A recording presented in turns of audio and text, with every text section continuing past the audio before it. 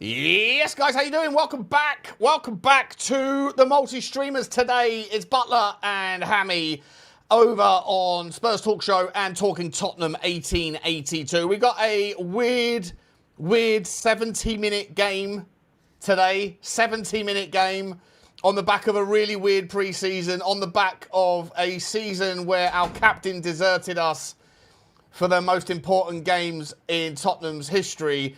And then just when you thought it couldn't get any more disloyal or worse, you find out today that he has been twerking behind our backs to go and join Gabriel Heinze and Arteta at Arsenal, the old enemy. We've got a lot to talk about before the game.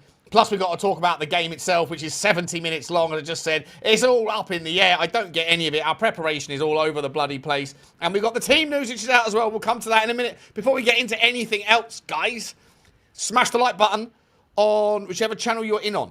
Hit the subscribe on whichever channel you've come in on. Hit the notification button and drop a comment or two as the show goes on. We've got two shows today. We're going this hour before the game, then we're going to do the game, and then we're going to do the post-match show. We're going to redirect everybody across to the next show when maybe we'll open it up and let some people come in and join if they want to. We'll figure that out as we go along. But make sure you also get over to the other person's channel. So I'll drop both channel links in a moment so that if you're coming in via Spurs Talk Show, then you go over there and show some love to Johnny. And if you're coming in via Johnny and you haven't subscribed to me, then please do the same. We are Mutual Appreciation Society here. Johnny, just quickly, before I say anything else, I'm so sorry. The last bit of admin before I come and see how you're doing. OK Jersey, you've got code Sean10 at checkout, plus you have TT10.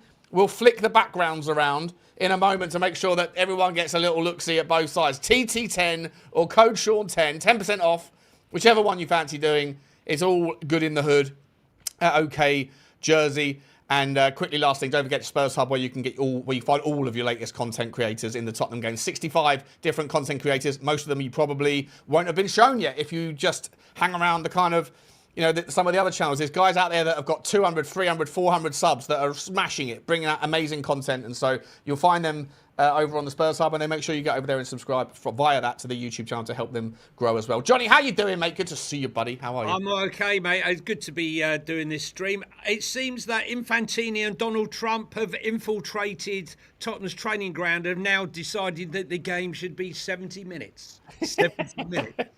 I don't know we're going to have a... Quite honestly, the game's too long.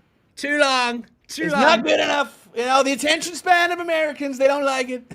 Let's make it 70 minutes. We'll have 2 refreshment breaks. Oh, dear, mate. Listen, look, it's a bit of a shit show. Look, I think when they booked the Australia and New Zealand tour, there was this fear that had we got relegated, we'd have been coming back and already going into the Carabao Cup, had it only been back a few days from Australia and New Zealand. It would have been a disaster. But as it so happens, it's been a disaster anyway. I mean, we've got this 70-minute game today. There's rumours of a maybe another 70-minute game against the under-21s. And then you've got 2 games against Hoffenheim on the 15th and 16th. One at the stadium and one at the training ground. I think it's a bit of a shit show. I don't think it's great preparation at all. We should be playing really competitive games right now. Let's be honest. All of our rivals are. All of our rivals are playing in front of big crowds around Europe, or Premier League teams. They're playing each other. Leeds played Liverpool. Yeah. Inter Milan, Juve, they're playing against the likes of Cities and the likes of Chelseas and that. It's really fucking shambolic. It's amateur out, mate. Yeah, what is going on? It's amateur out. Look, it's all very well selling, buying in and bringing in a great midfield and a great defence. We need attackers and we need fixtures. Okay, there's nothing like actually getting stuck into a meaningful game, and none of these games are meaningful. Doesn't mean we aren't going to cover them, because we cover anything that's going on at Spurs. Oh yeah. 2 flies going up on the wall. Yep, we're in. No, but I think it's an absolute farce, and I'm hoping now that somebody in the football sphere will say there comes a balancing act between financial gain and football gain. And, just like, making all the money off the pitch but never investing on it, there's same mindset needs to be taken into account when planning these games. I mean, normally they have a tournament. Do you remember the days when we used to have a tournament where we would play like a Barcelona or? Well, we have won a trophy already, haven't we? We beat Chelsea in the final. We got some sort of the West Sydney Trophy or some bollocks. West Sydney Trophy, but I'm talking about like a proper three, like them up the road had the Emirates Cup where they would play. Yeah, and we had the Audi Cup and all that. Yeah, the Audi Cup. We are the Audi champions, mate. Never let your children forget that we are the holders of the Audi Cup. Yeah. People on it, mate, but I have a replica somewhere of the Audi Cup. Do you? I don't even remember who played in it. To be honest, can't remember, mate. Can't remember. Let's have a little brief. We're going to just touch on the. I see people in the chat saying what's going on with the team news. So this is the team news for today. Kinsky, back four of Gray and Robertson as fullbacks, Van Hecke and Davies. Still no left-sided centre-back for us to really watch. And then looks like a midfield three of Berghvall, Tonali and Gallagher. I'm assuming Gallagher will play in the 10. And then Micky Moore, who was supposed to be going to Colne yesterday, but that was put on hold so we could play today. Why? If he's going to Colne, what are we doing here? If he gets injured, that whole thing. I mean, this is just like the preparation of maybe he's got cold feet. Do you reckon he's got cold feet? Yeah, maybe. Very good. Very good. And then you've got, who's on the right? Mathys Tel on the right, or maybe Tel on the left and Moore on the right? Probably the other way around. And then Richalison in the 9. And then on the bench, we're only putting 6, 7 people on the bench. Vicario. Vicario's on the bench. Kota Takai, Jamie Donnelly, Dane Scarlett, Yang, Hardy and Byrne. And I'm guessing that's because the second game will have the others, some of the others, not all of them. But then we're also playing the other. Do we have enough people? Do we have enough people between the under-21s and 2 first-team attempts here when you've already got some under-21 players on the bench there? I mean, 2 70-minute matches, mate. What on God's green earth is going on? I don't know, mate. It's a shit show. And, look, Micky Moore on his way out. Almost done. Loan deal, no option. That's gone on hold. Daddy Davis, chairman of the book club, he's back in. Berghvall, who wanted a ticket out of here, he's back in. Richalison, who everyone said was out, but now there's rumours that it's so wanky that could be gone. Gallagher, Van Hecke, and Daddy Robertson. That's right. Ben Davies, our 6th choice left back, but slipping into centre. Yeah.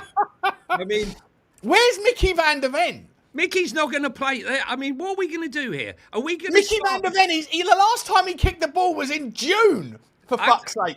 I mean, what are we going to do? We're going to start the game. Are we seriously going to start the game against Brentford, having not played half the squad? I mean, it's mental, mate. Like, don't get me wrong. Everyone's like, "Oh no, the football club has really changed, really turned things around."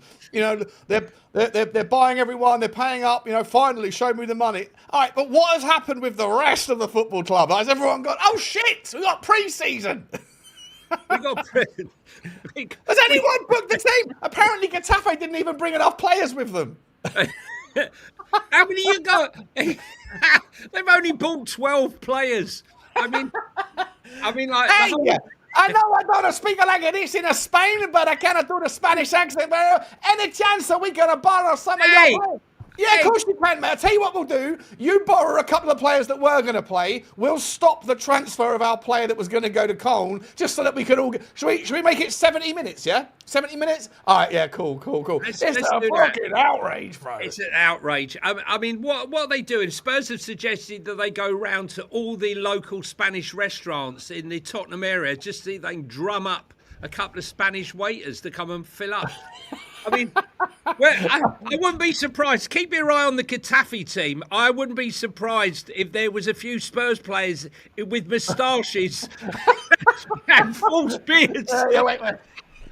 Can you imagine? Oh, dear. Hello, everybody. I'm playing for Getafe today. You look a hell of a lot like Micky van der Ven. No, it's not a me.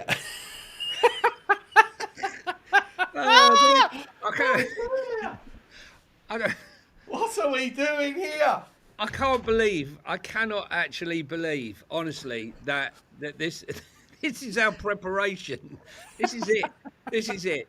I mean, that isn't even a team we put out. It's not even a team, honestly. It just shows that it's good to see that the medical team are working their magic. Hip, hip, hooray for for James Maddison. Matheus Fernandes, who's hardly ever injured, is it's just dear. It's just apparently the second game isn't even on Spurs play. No, what do you expect them to do? Like, you expect they're not going to give you the value game on Spurs play. That's the one that counts, the one that's behind doors. I wonder who we're going to field in that one. Well, whoever's left. But like, is Jed Spence going to play some minutes in the pre-season? Probably Is not. Pedro Porro going to play some minutes in the pre-season? No. Why Micky Senesi van der Ven, any chance, bro? It's not like you've had 6 weeks since you got kicked out of the cup. 6 weeks! Or 5.5 weeks. What are we doing here? I mean, Senesi's back, but where are all the others? Can I just ask a question, Sean? It's been discussed before, but I think this makes it even more prevalent now. I don't have anything against James Maddison, but, mate, you can't be the captain, mate. I can't take you seriously as the captain. Pedro Porro, who I've criticised at times, though, but in a team where it was a shit show last season, he's signed up, right? After all of that, he signed up for a 5 years plus one with all the interest he had before the World Cup, before a single signing. That to me is a guy who's on board, as opposed to Micky van der Ven. What's his language skills though? Like, how good does he speak English? Well, I suppose it didn't matter for Romero. We got to talk about him in a minute. We'll finish this bit and then we'll get on to him because that fucking rat. Okay, we'll come to him. But I guess it doesn't necessitate that the captain needs to speak English, but I think he speaks a little bit of English, doesn't he? But I've never actually heard him in an interview. He can gesticulate, can't he? Yeah. Yeah, he does look like a ferocious dog with those giant teeth that are 3 times too big for his mouth. You know, it looks like he's been to Turkey, but he hasn't been to Turkey. He went to Turkey to have his hair done, and they gave him new teeth. Yeah, look. I guess it will all figure itself out. We'll watch the game. I don't know if the second game will be on. There's no noise there. Gary's Pedro bleeds. I'm just going to say Pedro bleeds Spurs. I believe he bleeds Spurs. Do you remember that Luton game we went to, Kenilworth Road, where he came up in the half time and he started going like this? I mean, it's a game against Luton. The guy's fired up. He's passion. And, he gives a shit about the club, which is more than, Micky, who, he's getting all the plaudits now. But come on, let's not lose sight of the fact that he was definitely wanting out. His whole body language and everything was shocking last season. So, I'm not into a fair weather player. Go on, what are we going to say now about the rat? Well, I mean, it's come out today that not only was the Arsenal interest true and real, but it's come out from both Sizzy and from Paul O'Keefe at the same time that actually it was Romero that was pushing for it. Yeah. I'm sorry, mate. Like, I remember when he did the whole, the club's a disgrace, the board, the ownership, whatever, all that whole thing. And I said, and I took a hell of a lot of flack from people that were claiming Romero's my captain and all that stuff, right? I was taking a hell of a lot of flack from content creators and people in the comments who were like, no, you're just defending the club. He's right. I was like, it doesn't matter whether you agree with him. He's a captain of the fucking football club. It's embarrassing what he's doing. Most people were like, would stick to their side on that one, right? Whichever one. It wasn't enough. But then the abdication, right? When he pissed off 3 days before our biggest game in our club's history, staring down the barrel of relegation and people still tried to justify it, saying it was misreported. He was given permission to go, therefore it's on the club. Anyone, because agendas are agending, right? No one wants to admit that they're wrong, and that maybe, just maybe, that their captain was actually a treacherous little shit who didn't give a flying fuck about us for his entire time being here. But now this, you are actively seeking out to go and sit on the fucking bench after Saliba gets back from injury at our number one rivals. There isn't a lot of difference, mate, between Sol Campbell and Romero. The only difference is the intent from both of them was to go to Arsenal after captaining our football club. The only difference is that one of them didn't have to ask permission and the other one did. And he'll probably get rejected, and Tottenham would be... I mean, part of me is like, fuck it, let him go just to settle it. Like, there's no more debate then. He is the treacherous little shit. But ultimately, the football club wouldn't do that. They wouldn't alienate the fans. They'll block it, even if they were going to pay 25 million quid more. But the fact that Romero's intent, if true, the fact that his intent was to go to Arsenal after all that's gone on, the levels of disdain, I don't ever want to see that bloke again. I don't want to see him at the stadium again. If he ever plays against us in any game, I will boo him like I booed Sol Campbell. Fuck him and everything that he represents. He treats our football club like it means nothing. He has no grace, no favour, and there's nothing in my mind about other than actual disdain for that guy. I don't care that he helped us win the Europa League. You know, people saying he won us the Europa League. No, he didn't. There was lots of other people on the pitch that contributed a lot more in the final and in the lead up to it. He was only ever available when he left. He bozoed up moments so many times. I've got nothing but like venom right now. It's winding me up. I'm actually like, when I saw that this morning, mate, the level of anger inside me, I was like, it's understandable. What? I don't think that I can remember, other than Sol Campbell, anyone who, in my opinion, and many fans' opinion, went from hero to less than zero. You know, when you think about, you know, how we wanted him to stay and how we wanted him to sign a new contract, and, you know, how he's called out the board, which I know you weren't even a fan of. But, like, when he's on it, and when he was on it, he was top draw. But his behaviour over the last 12, 14 months has been nothing short of fucking atrocious. When you think he's been sent off, I think 6 times for Spurs, and he's never been sent off in that scumbag Argentinian team, it just tells you everything, right? He can be disciplined and turn up, even with one leg working, for Argentina and for his country. Yet when it comes to us, he can rain off at any given notice. And I just cannot wait to see the back of him. I can't believe I'm actually saying it, because if you'd have wound back over a year ago, I'd have been delighted that he was staying. He signed a new contract. That he was going to be. But I said at the time, and again, people call bollocks on it. They go, "See, Butler, you were wrong. He does care." No, he signed the new contract so that he could get the release clause inserted into his deal, so he could force a move now. And to be entirely honest, people were saying Micky van der Ven signing a new contract. We'll come to in a minute, Johnny. Yeah. But I can see exactly the same thing happening. In 12 months' time, Micky van der Ven will be executing some release clause at 70 million quid or something like that to see him out the door as well. I'm not saying that Micky van der Ven is anything like as disgustingly behaved as Romero was, but we all thought that Micky van der Ven was a rat when he was apparently, when someone in the club was saying, we don't care if we go down because I'm out of here anyway. That might have been Romero. It could have been Micky van der Ven. Micky van der Ven showed up the last few games, right? But what Romero has done, just answer me this, Johnny, quickly. If you are someone that defended Romero before, fine, right? If you're still defending him after today, not you personally, I mean you. No one can defend that, right? No one can defend that. Listen, I'll be honest with you, right? When I sat with my son, because he goes, I fucking hate Romero. You defend him. And I did. A year ago, right? I was happy signing a new contract. My son wasn't happy signing a new contract. He was in your camp. I just thought, yeah, he's a bozo. Yeah, he goes away to Argentina too much. But maybe putting on that captain's armband will elevate him and give him a sense of responsibility. He did the complete freaking opposite. It did the complete opposite. He didn't lead anything. He couldn't lead a dog.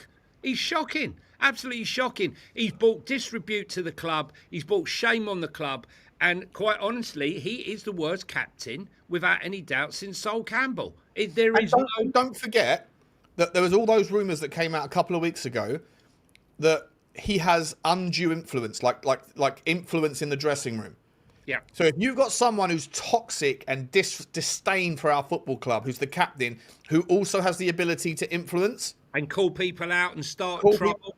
Yeah. Whatever, right? But like, you could make the argument that maybe the reason why Thomas Frank struggled to get a tune out of any of these players was because he was fighting against headwinds of the captain of the football club saying and doing things that we will probably never know about. Well, we heard whispers, didn't we? We heard whispers, but now we're hearing, like a couple of weeks ago, literally, Romero's influence is too strong. The club can't have him around because he's too... No, it's great to have an influential figure, but not if that influence is negativity, not if that influence is sowing seeds of discontent. And all of this other shit that's coming out now, fuck you, Christian Romero. Fuck you, bro. Like, we could have been relegated, and not only did you not want to be here to see us through it, but maybe your behaviour in the dressing room contributed to the negativity and the energy around the football club that put us in that position in the first place. So 100%. Fuck right off. I got to tell you, all those people who have swept Micky van der Ven's behaviour under the carpet need to have a balanced view here, because a lot of people say, oh, Micky should be captain, Micky should be captain. Oh, ye fickle fans, right? Fickle player. Short memories. I was at Brentford and Bournemouth, where he was like turning on fans and steaming into the crowd, offering them out, right? I was there right in front of him when he got sent off against Crystal Palace and walked straight down the tunnel like he didn't give a shit. His body language was gone. He was out the club. We saw his dad and rumours that his dad had always wanted Liverpool. He should be going. The only turnaround that happened that turned it all was Roberto De Zerbi coming in and saying to him, look, you are my captain, you are my man, and you need to turn it around. And he had that belief. But let me tell you, I don't believe that Micky van der Ven would have stayed at Tottenham Hotspur had Spurs not spent the money. I think he was already on his way out. It's taken him a long time to sign this contract, and it's been a long time. Has he come out? Has he come out and said, I only want this club? You know? No, he hasn't said that. Listen, no. But like I say, my gut instinct, which I will always trust, told me that... mate. Sign and go next season. Sign and go. But Micky, you'll hear at some point that there is a release clause inserted into his contract. He'll sign for another 4 years or an extension of 2 on whatever he's got left, something like that, with a +1 inserted. It will be irrelevant because this time next year, someone has got into his head, probably Romero, right, and said, do what I did, bro. Sign the extension, get your pay packet, get your pay jump, whether you're going to get captain or vice captain or whatever else, but make sure you put in a reasonable release clause of like 65, 70 million quid, something like that. And then next summer, sacrifice 1 year of your career. And if Tottenham manage to turn it around and get back into Champions League, maybe that will change. But if Tottenham are sort of like hanging around 8th to 12th next season, something like that, I guarantee you, I don't guarantee you, but if I was a betting man, I would say you'll hear all next summer that Micky van der Ven is going to go to Liverpool. Can I just say about this thing here, right? So you remember when Micky and Spence blew off, Frank refused to shake his hand. I can't remember which game it was, right? Now, that is not captain material. I'm sorry, right? That's not how a captain behaves. And I'll tell you, Jed Spence, after that incident... And Udogie wasn't caught on camera, but it was he did it as well. But Jed Spence, when he went to the England training camp, was pulled aside by Tommy Tuchel and said, if you want to be part of this, mate, about this, all that crap that you're doing here can never, ever happen again. You know what he did? He didn't play a minute. He sat out those 2 games on the bench, didn't play a minute, as a lesson and about how to behave and the respect that's given. Regardless of what you think, you have to respect. You respect your manager. And, he got called out by the fans, and he got called out by Tuchel. Micky van der Ven almost got away with it. So Micky had that incident. He had the calling out the fans. The fights with the fans, got sent off. And now I see fans championing the fact that Micky van der Ven, oh, what a great guy. He should be the captain. No, for me, Pedro Porro. Look, I'll give him the benefit of the doubt for now. right? Yeah. New season. He seems to have bought into De Zerbi. Cool. If we have a struggle this season, and we will at some point, we'll go. Hopefully we're up there in the sort of top 4 or 5, whatever, around the turn of the year. But if we start out the traps slowly, if we're mid-table by November, you wait and see. I think that there's certain players in that dressing room that have, and maybe Tottenham are aware of it, and that's why they're willing to let Romero go on the cheap, relatively cheap, 38, 39 million compared to other deals, because they just want that toxic influence out. And I know Jed's your boy. I get it. And I'm so impressed with Jed Spence. So impressed with his World Cup. I don't want him to go. I want a happy version of Jed Spence to stay and participate. And I actually think he could easily nail down the left back spot 100%. As his own. 100% want to. But Johnny, as you said to me on the phone yesterday, right? The personality rumours, all that sort of thing. They have built a reputation for the guy a little bit. Yeah. And so consequently, maybe that's why we are hearing these rumours that Tottenham have actively gone out and offered him to Liverpool, to Manchester United, to these other clubs. He's well behaved now. I'll just put it out there. Sure.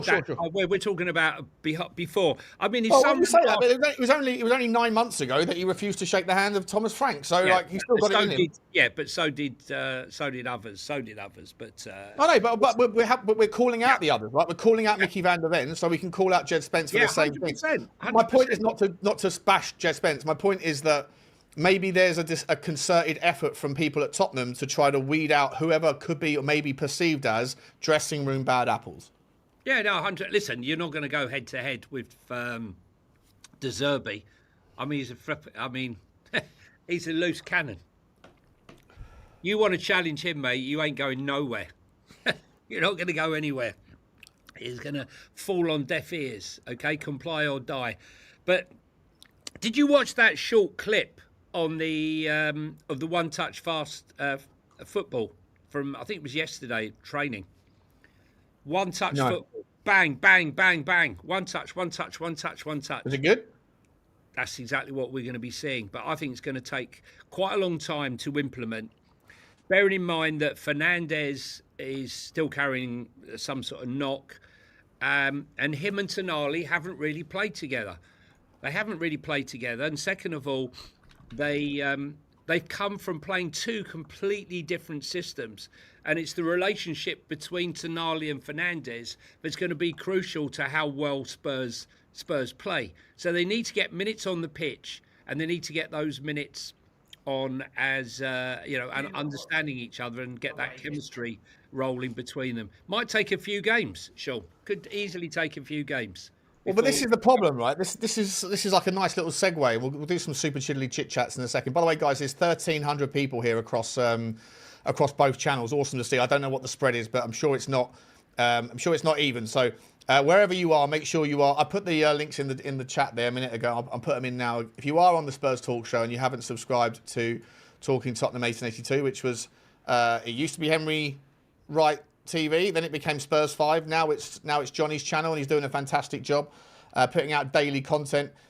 Make sure that you do hit that link, whichever channel you're in, and make sure you go over there and subscribe to Johnny and spend a little bit of time watching over there. There's a lot of people over there. I can see now there's quite a few people on both channels, so good to see.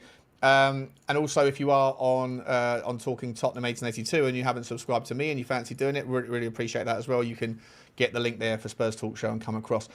Johnny, I do want to ask, I'll still do a couple of super chats if that's okay, but I do want to then ask a little bit about, because I didn't get a chance to speak to you yesterday about this story that broke regarding, or did we talk about it? Scalvini from Atalanta? Did we talk about it yesterday? Or day before? You mentioned it. You mentioned it briefly. Because I just wonder whether or not Danso could be on his way. Kevin Danso, I want to talk about that. We've got to talk about Endrick as well. Big story about Endrick, that might be something that's percolating. And that's not Endrick Lamar, okay? It's Endrick Lafar it's a far chance. I said Endrick, and I said to him, Endrick, there's rumours that Endrick, I said yesterday or the day before, there's rumours that Endrick is in London and he could be coming to Spurs. And they said, what, in concert? I thought that was just Jay-Z. I said, no, Endrick, not Is Jay-Z playing at the Tottenham Stadium this year, is he? Sold out. 2 days, mate. Big money. Jay-Z at Tottenham, you'll never sing that. Yeah. Actually, you know what? I'm not really into rap, but I would probably go and watch him. That'd be brilliant, mate. He's very, very good, isn't he? Yeah. Andrew Burnett, big up to you, my man, over from America, saying, "Cutie, what a..." Yeah, 100%, mate. Like I say, everyone's free to have their own opinions. It is just opinions, but I'd like to hear someone defend. If you've always defended Cutie for everything, I would like to hear someone defend this overall synopsis now. If you still feel that it's not him, it's, he's misunderstood or something else. And if you need to borrow a shovel, I've got a couple from previous times when I've dug myself in holes. Keep on digging. Barry Bandana, also over in America. Big up to you guys in America. Early doors for you lot. Big up, Butler. Your lives are genuinely the best in Spurs community. Keep up the good work. Thank you, Barry Bandana. I appreciate you, mate. It's not me. It's the people that I have alongside me doing it.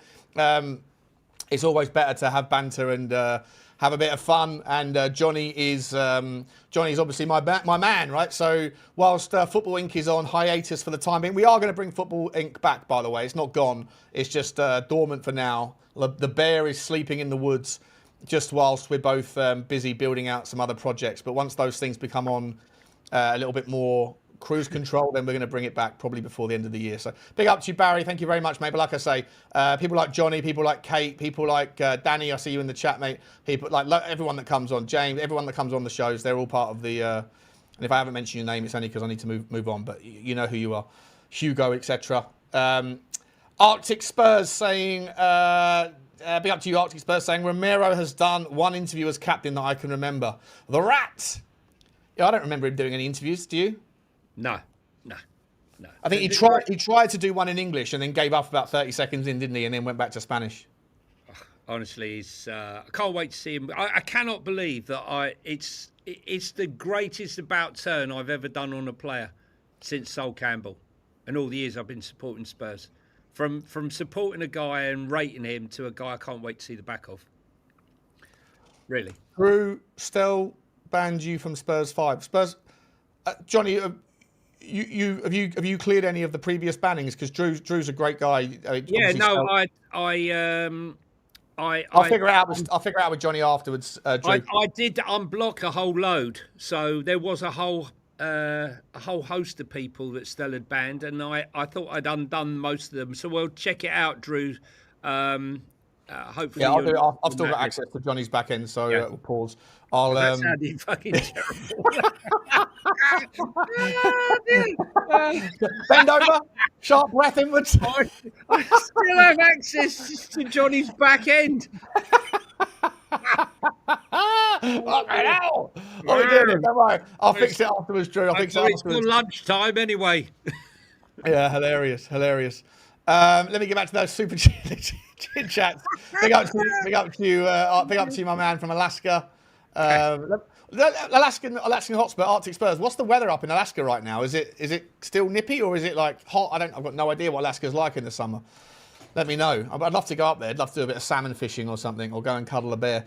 Chudini's in the house as well. Big up to Chudini with the first super sticker of the day. The super sticker train has well and truly commenced.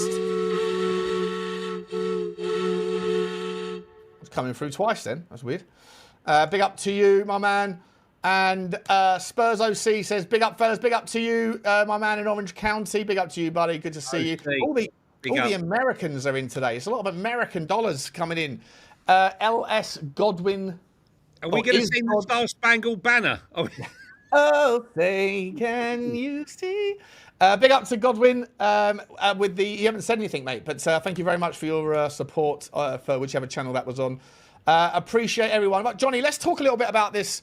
Romero's going, right? By the way, do you give any credence to the idea that he could go to Arsenal, even in a world where Atletico Madrid said, we'll give you, in pounds, we'll give you 35 million quid, and Arsenal turned around and said, we'll give you 60?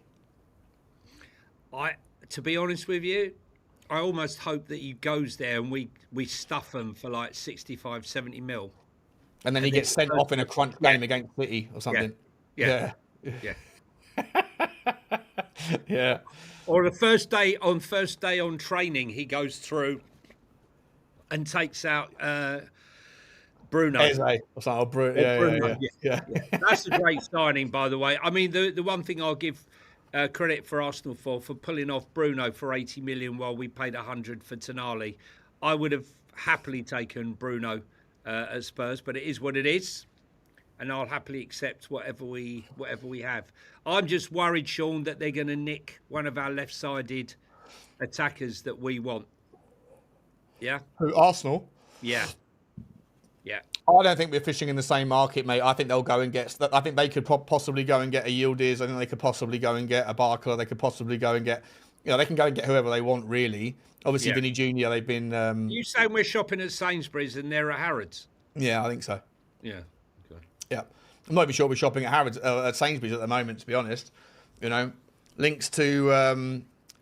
Well, we'll talk about Mikel Tadzi in a minute, mate. We'll come to that one. But listen, by the way, there's nothing wrong with Mikel Tadzi. Fucking hell. No.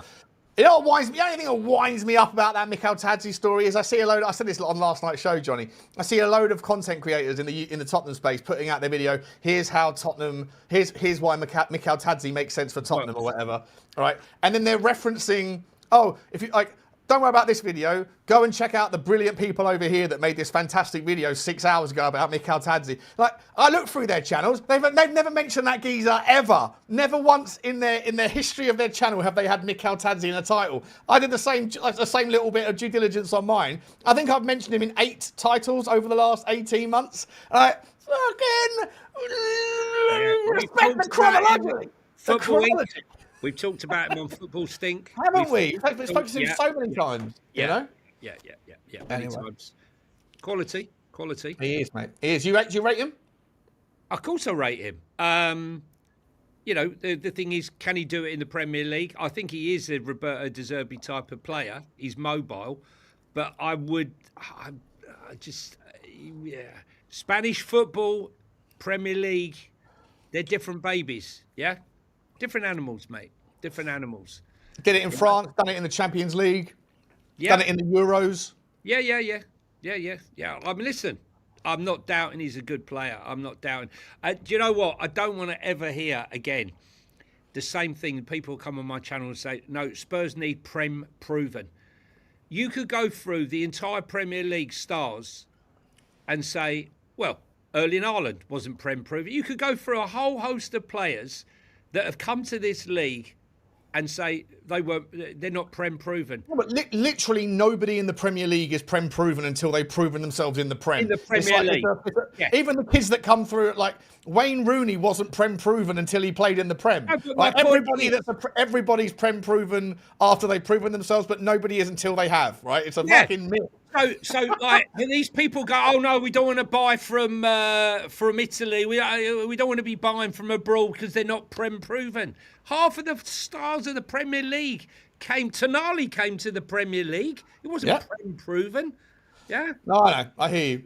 And like I say, the other problem with going down the Prem proven market is you decide to go right or left. Prem proven or non-Prem proven. You go to Prem proven, you go to the Premier League, and then you go, okay, you've now got 2 other doors. Do you want to go and attract people that are already playing for the best teams, or do you want to go to the market where you're trying to get the best players from lesser teams?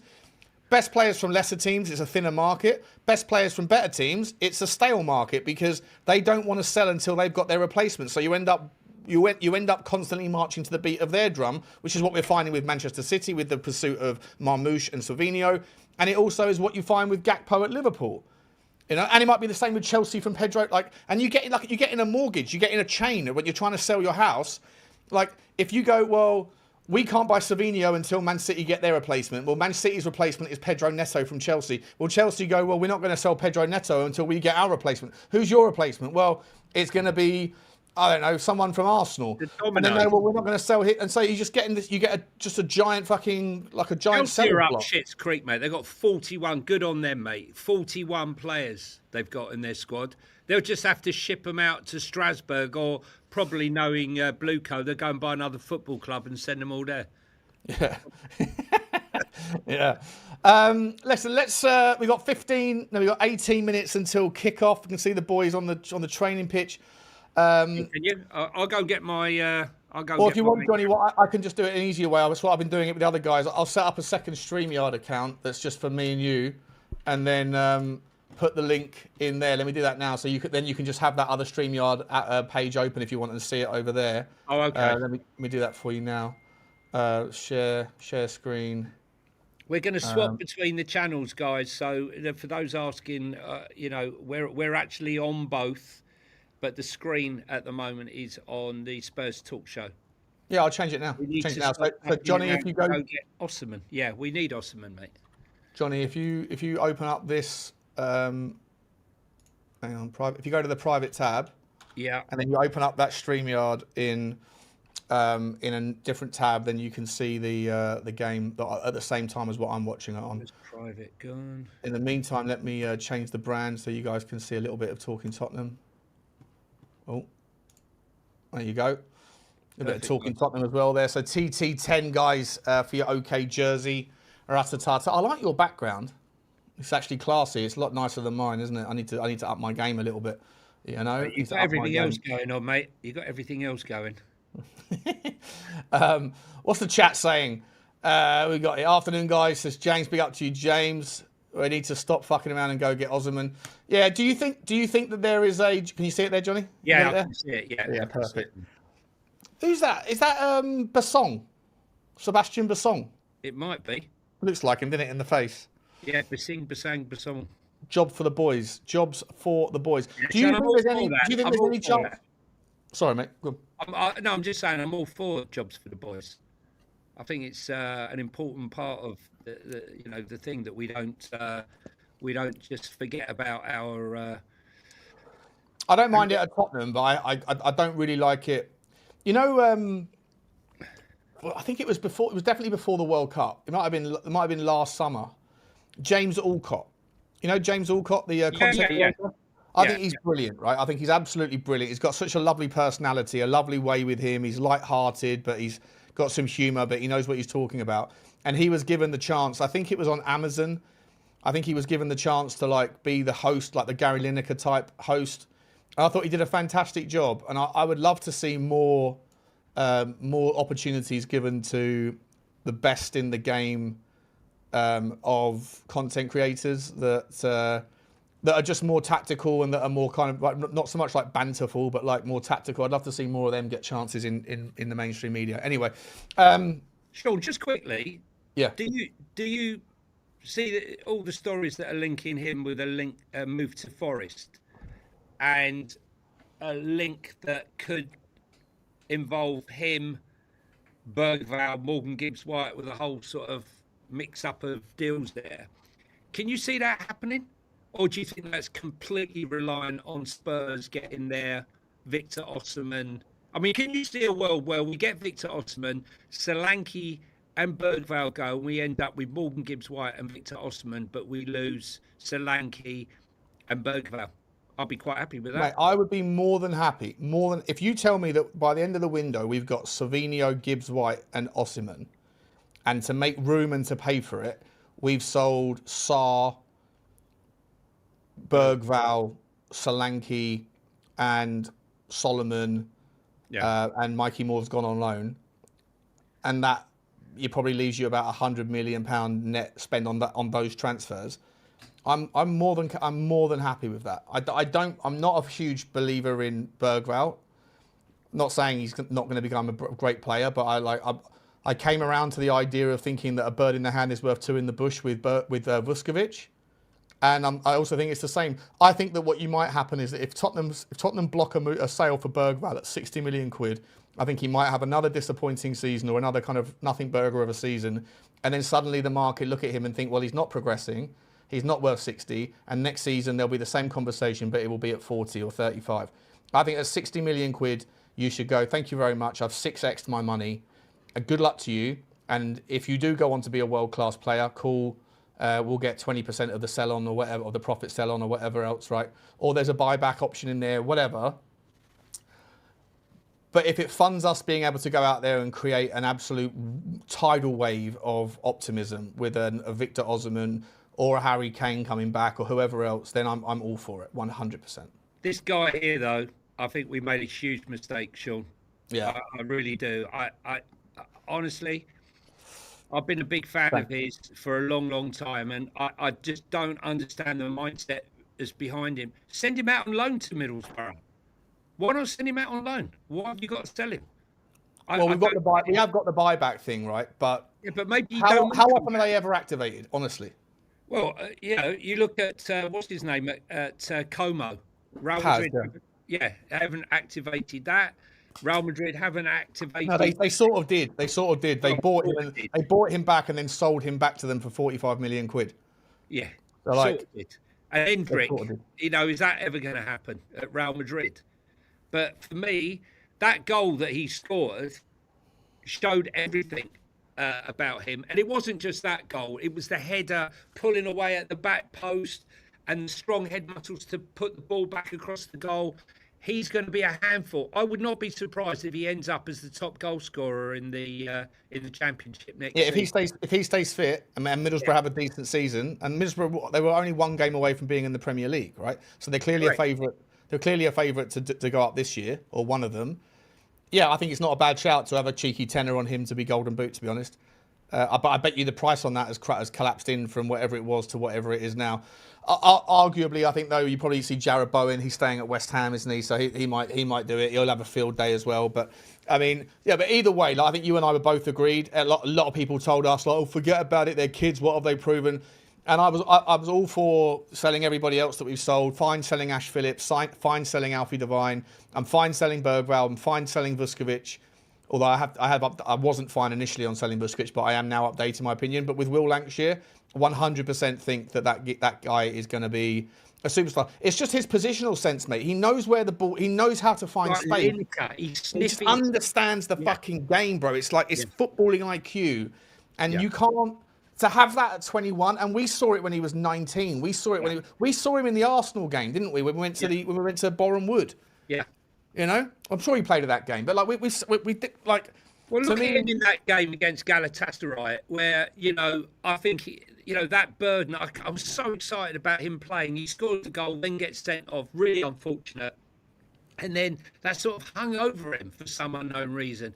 That should have been the catalyst for him. Johnny, can you jump out and jump back in again? Your microphone is going. It's really crackling. Yeah, can you just come back in and come back out? Is that all right? Can anyone else hear that? Or is it just me? Because it's coming through my speaker sounding like you're talking like a Dalek.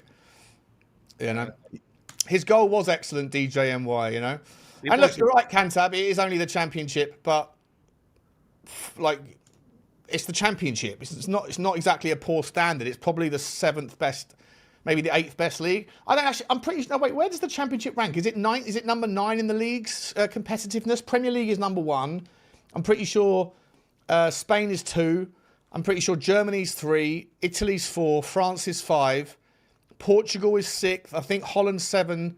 Then I think it might be the Championship, and then it's the Belgium League. I think that's how it works. Was it all good, was it? Or maybe it's no issues. Yeah. Oh, okay. Sorry, Johnny. Okay, that's all right. Must be coming through my side a little bit weird. Maybe you were just gargling yourself and you. Yeah, possibly. I promised myself I was done with the Magnums, but I went down the shop earlier to go and get some ciders, and next door the off license had them, and they were only £3 a bottle. So I was like, yeah, if it is what it is. It is what it is. The chat's going to have to put up with an aggressive version of Butler today. That's all it is.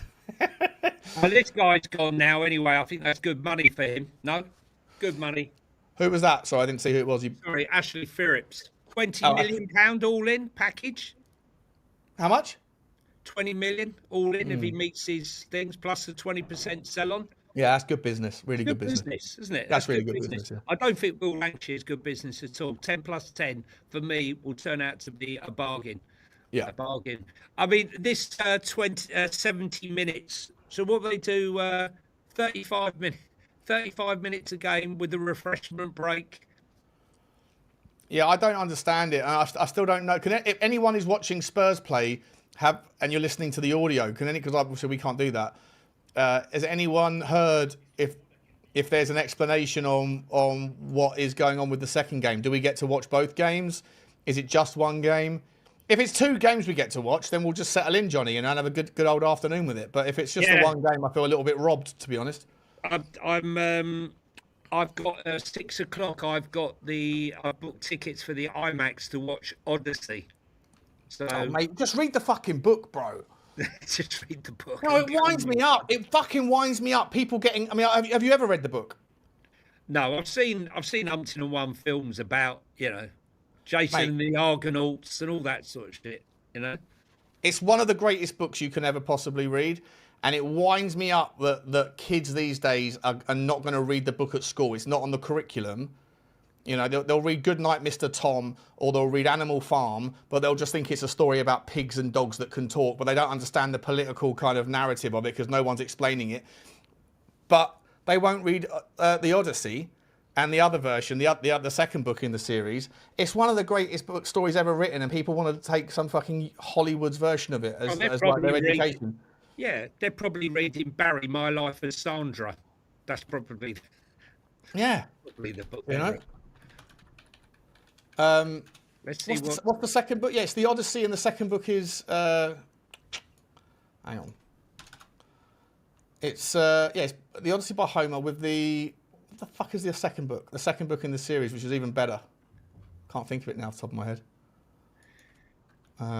This one touch passing, mate. I'm looking forward to the passing today. I'm really looking forward to seeing them move the ball much, much quicker than we've ever done. The one thing that used to piss me off with Romero, I know that he used to try and put his foot on the ball and draw the defenders out.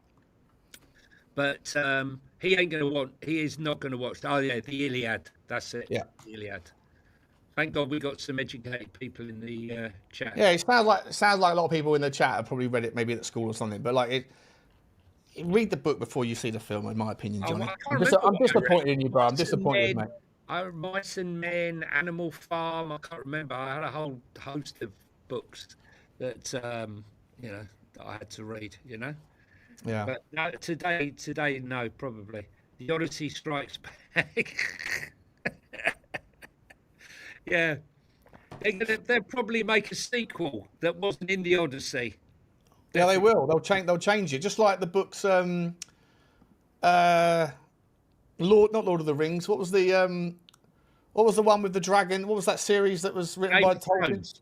Game of Thrones. Yeah. So the series had to stick to the original story George R. Martin until like season 9 or whatever it was, and then they had the license to just fucking pivot off into wherever they wanted to go. I'm pretty sure that. I was never into that stuff myself, but yeah, with the House of Dragon and that, they've moved off and pivoted away from the. I actually like them. The Knights of the Seven Kingdoms, I think it's called. That was probably the best one for me of the spin-offs. I like all that stuff though. But listen, if you come for a bit of woke nonsense, you're at the wrong place. Yeah. This is a woke-free zone. A couple of super tiddly chit-chats here, mate.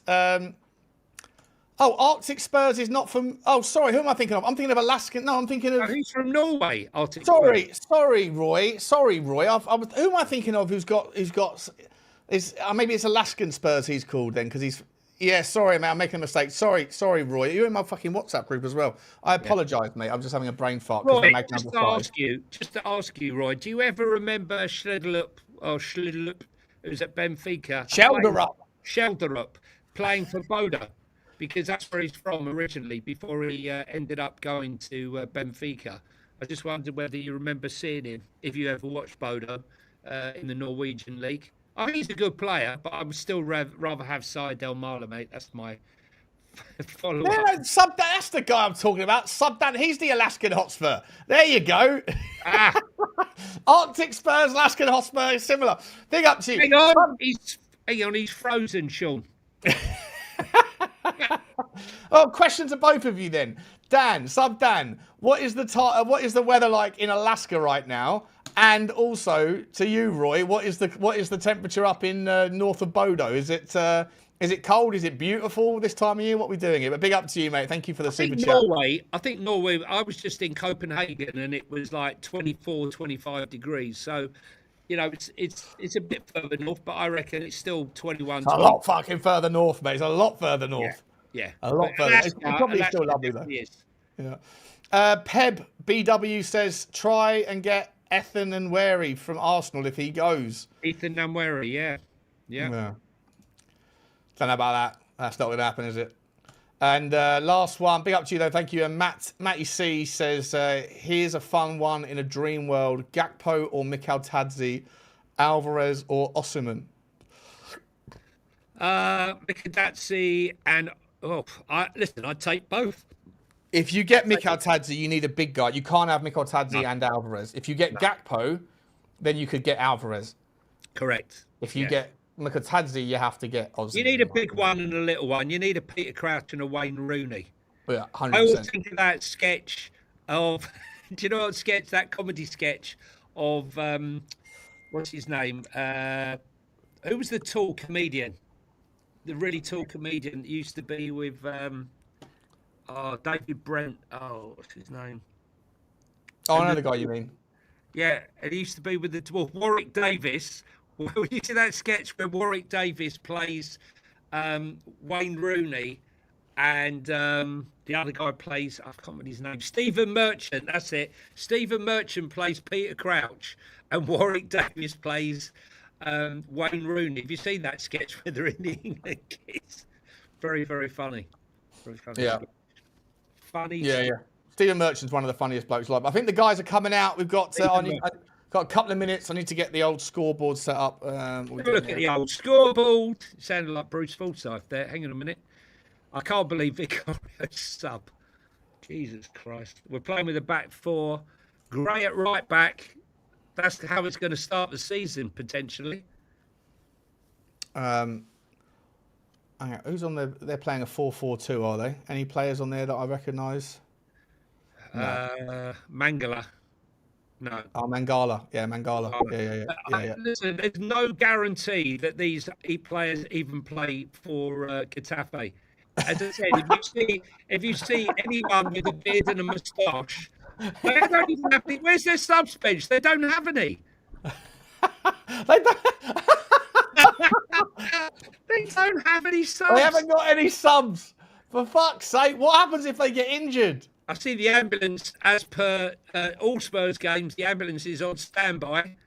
Mate, that is fucking hilarious. Where is their subs bench? Fucking hell. I'm going to look at this. Is Richie captain? No, I thought he was captain there for a minute. Right, let me do that. It's done, saved. Here we go. Edit that. And then black and white. Richie loves those fingers taped up. Get it on the screen. Oh, Guys, don't forget to smash the like button on both channels. Yeah. Do what you got to do. Guys, don't forget. Here we go. Bit of football practice there. And it's Archie Gray as captain. I'll be interested to see how well Berghvall plays today in this system. Because if Fernandes doesn't play in that second game, there might be a reason why they're thinking to themselves that maybe you hold on to Berghvall until the January window if they are looking at selling him or move him on, because he could be getting minutes. Yeah. There's the Zerbi there. Look at the subs bench. Where's the tea lady? Hang about. Have we started yet? No. No, Mathys Tel's just checking his armband. What is that with the hand? It's all about fucking some sort of Well, it's like Kinsky's got injured already. Look. Do you think goalkeepers get pissed off that they have to wear fucking bright bullshit all the time? I mean, here they come. Here come the Getafe boys. All 8 of them. Oh, dear. All right, we're in the game. Yeah. Okay, perfect. That's all sorted out. Okay. Guys, don't forget to smash the like button. There's 1,200 people here still. Love to see it. Smash the like, smash the subscribe. Make sure you get over to Johnny's or come over to mine for part of the show. Make sure you hit the sub and the like button and all that jam and jazz. Ledley King is a sub for Getafe, says Jack Spurs. Dear. Mate, this is a fucking shambles. How have Getafe only turned up with 11 players, mate? I don't know, mate. I don't know. Like, what is this? Is this like a last-minute thing? Were Getafe already in England because they were playing in a previous... No, this was organised. I saw this organised like a few weeks ago. I saw it organised a few weeks ago. It's embarrassing. I wonder who the referee is. Who's captain? Archie Gray's captain again. Archie Gray, captain as always. He needs to have a word with his barber, mate. That hair that he's growing is just obscene. I wonder the way Archie's career is going at Spurs that we will get Harry Gray eventually from Leeds, because he's a proper talent. Very, very highly. Is he going to play this season? Do you think? Is he going to break through this year? How old is he now? 17? 17, I think. Be interested to see how he gets on at Leeds this year. Right, they're going to have the circle of trust here at the Getafe players.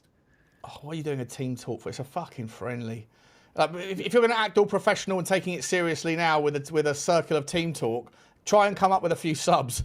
Try and rock up with enough players. Oh, that's an interesting one. Spurs should maybe take a leaf out of that. They've got a sponsor on their backside. Right, so if you could drop some ideas who Spurs could have on what sponsor they could have on their backside. Andrex, isn't it? Yeah.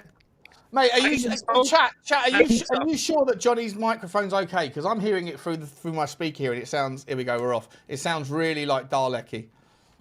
No, not. No one else has complained. No, fair enough. Anus hole on the back of their shorts. We're off, guys. 10 seconds. Make sure you sync up with the old. He is breaking up. There you go. You are breaking up, Johnny. Yeah, it is crackling. There you go.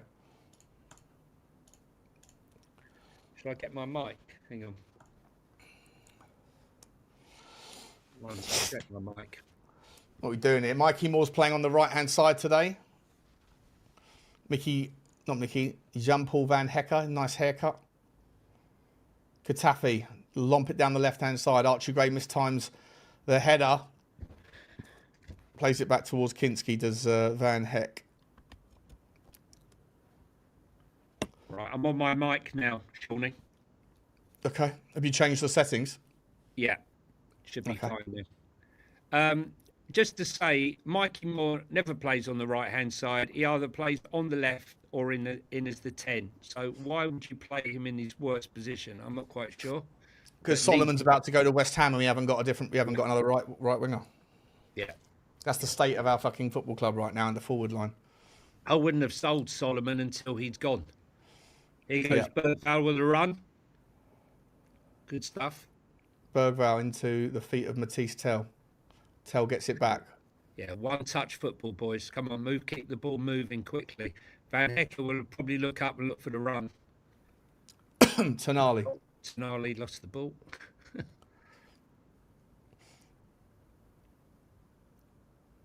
Just want to see us move quickly. That's it.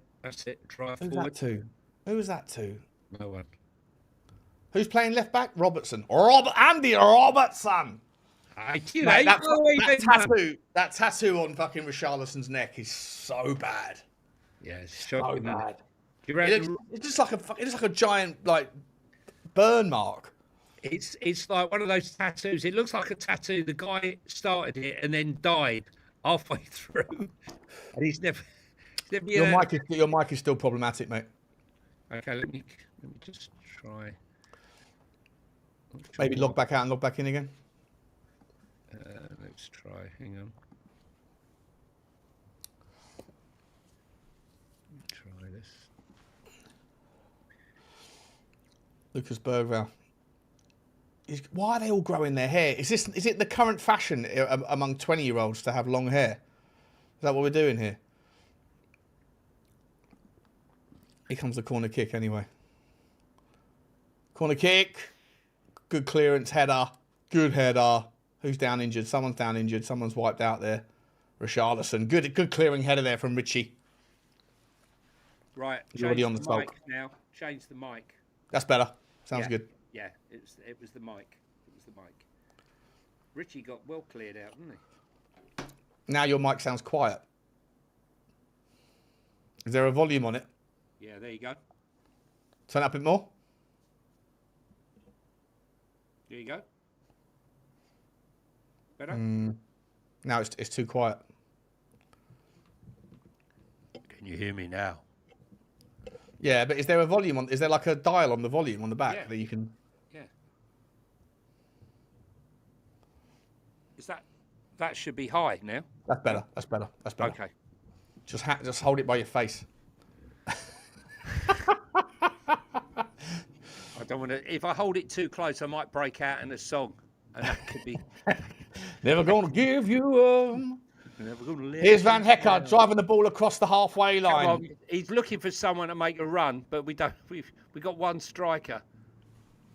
Is Dom Swanky injured still, or is he in talks with Forest? What are we saying here? Is that where they want him to go? Is that where where he's been linked with? Rumours that Forest are twerking. Lovely pass. Oh, unlucky. So no Luca Williams-Barnett on the bench. He's obviously saved for the second game. Yeah, he probably is for the second game. Oh, nice work, Archie Gray and Berghvall. Good 1-2ing. Archie Gray breaks through. Have a crack. No, he puts it out to Micky. Have a crack, Micky. Block. Oh, crack-a-lacking. Oh, well done, Micky Moore. Oh, Micky Moore's just taken a knock. No, he's Out for a okay. week. He's okay. Yeah. The cold move over. Cold. Fuck's sake. I wanted to see him on the bloody left. I'm pissed off, man. Should be on the left. What, and Mathys Tel on the right? Yeah. Yeah, but if Micky could even play as a 10, as I said to you before, but not out on the right-hand side, mate.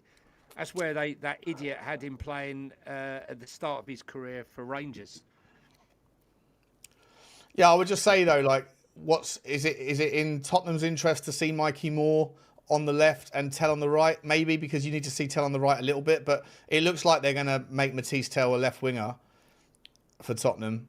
Although, but I actually think, to be funny, I think James Flower actually said this as well, and I agree with him that Mathys Tel looks a different type of player, but he looks just as capable or incapable, however you perceive him, on the right. He can beat a man down the byline on his right foot, whereas he just has to learn like Jed Spence did. Like, you know, he's a right winger, and you have to learn to deliver the ball on your left, or on the right foot. He just needs to learn how to deliver a ball full stop. Final ball is what's all important there.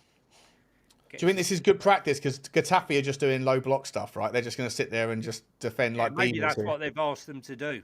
To be in fairness. Go on, Mathys. Got a bit of space. Go on, Matty. What are you going to do? What are you going to do, Matty? Oh, he gets past it. He puts a nice ball to the back of the stick. No one there. No one there. It was, yeah. Go on, win it. Oh, go on, Van Hecke. Big, strong, into the number 10's head. Berghvall. Go on, Bergie. Go on, Bergie, have a shot. Oh. Yeah, mate. I'm loving Berghvall, mate. I know people hate him. But for me, this kid's just going to get stronger and stronger. Yeah, but no hate for him. But my opinion is a lot of people just don't think he's going to get to be the player that I believe he's going to be. Do you think he's worth £60 million though? I believe we need to keep hold of him, like we should have kept hold of Will Lancashire. To be truthful with you, I don't care about Pape Matar Sarr and a few others. Bentancur? No, I like Bentancur a lot. I'm a big fan of his, but you know where we're going now. Look how quickly he's passing that ball. Berghvall, one touch. How many minutes is he going to get?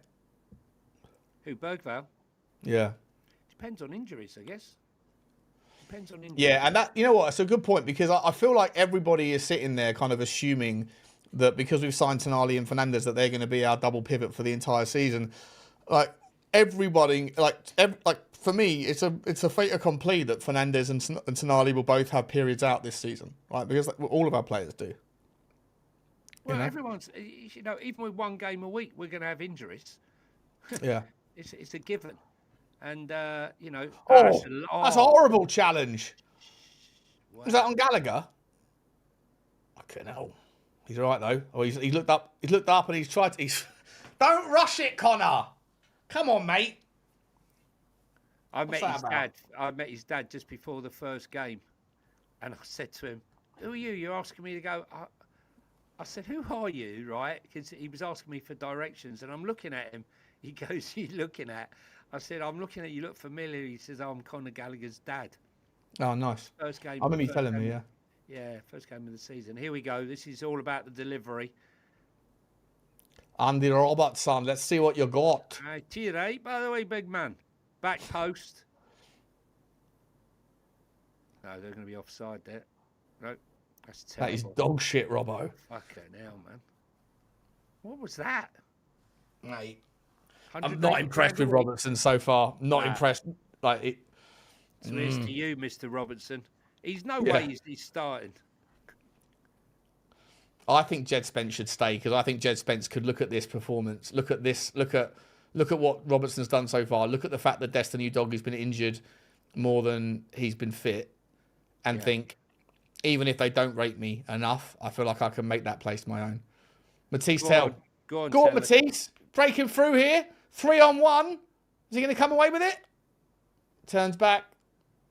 Doesn't lose the ball. At least we're moving the ball quick, guys. Look, quick passing, quick movement. We lost the ball, but we got it back. All right. Yeah. Where did Getafe finish in the Premier? Where did Getafe finish last year? I'm not sure, Sean, if I'm brutally honest. But, you know, if we lose the ball, we got to press, a.k.a. the old Barcelona way, where if you keep the ball and if you lose it... Mathys! He's done one, and then he hasn't decided to I'd like take to get him the ball in the box a little bit quicker. At the moment, Richie's had 0 service at the moment. They finished 7th. Big up to you, Jack, for that. That's not bad. Yeah, it's not bad. Nice so they must pass. be in Europe this year. Nice pass. Go on, Mikey. Is Mikey more right-footed or left-footed? Played with both, but he's... Oh, what is that there? What is that? Sousa is expected to stay as well, is he, Marshall? Yeah, Sousa's meant to stay, yeah. Sousa's meant to stay. 20 million, I think they were looking at for that deal. Well, up to 20 million. Well, so he's going to stay and be what? 4th, 5th choice left back? Don't understand it, to be true. Because even if Jed Spence leaves and Destiny Udogie's injured and Robertson's injured, I would still imagine that you're going to play Micky van der Ven there before you'll play Sousa there, wouldn't you? Well, you'd thought so. Or you might play Ben Davies out there, but I don't think Sousa's going to get any minutes. So what's the point of him staying? Just send him out on loan somewhere. Terrible ball again. Terrible, too long. Whoever's cut that hedge needs a trim and edge because it's all over the shop. That's how exciting the game is. That side looks all right, but go on the right-hand side, it's all right. It doesn't look all right, really, does it? It's like, what we've done, it goes up and then it comes down a little bit. No. The trimming, right?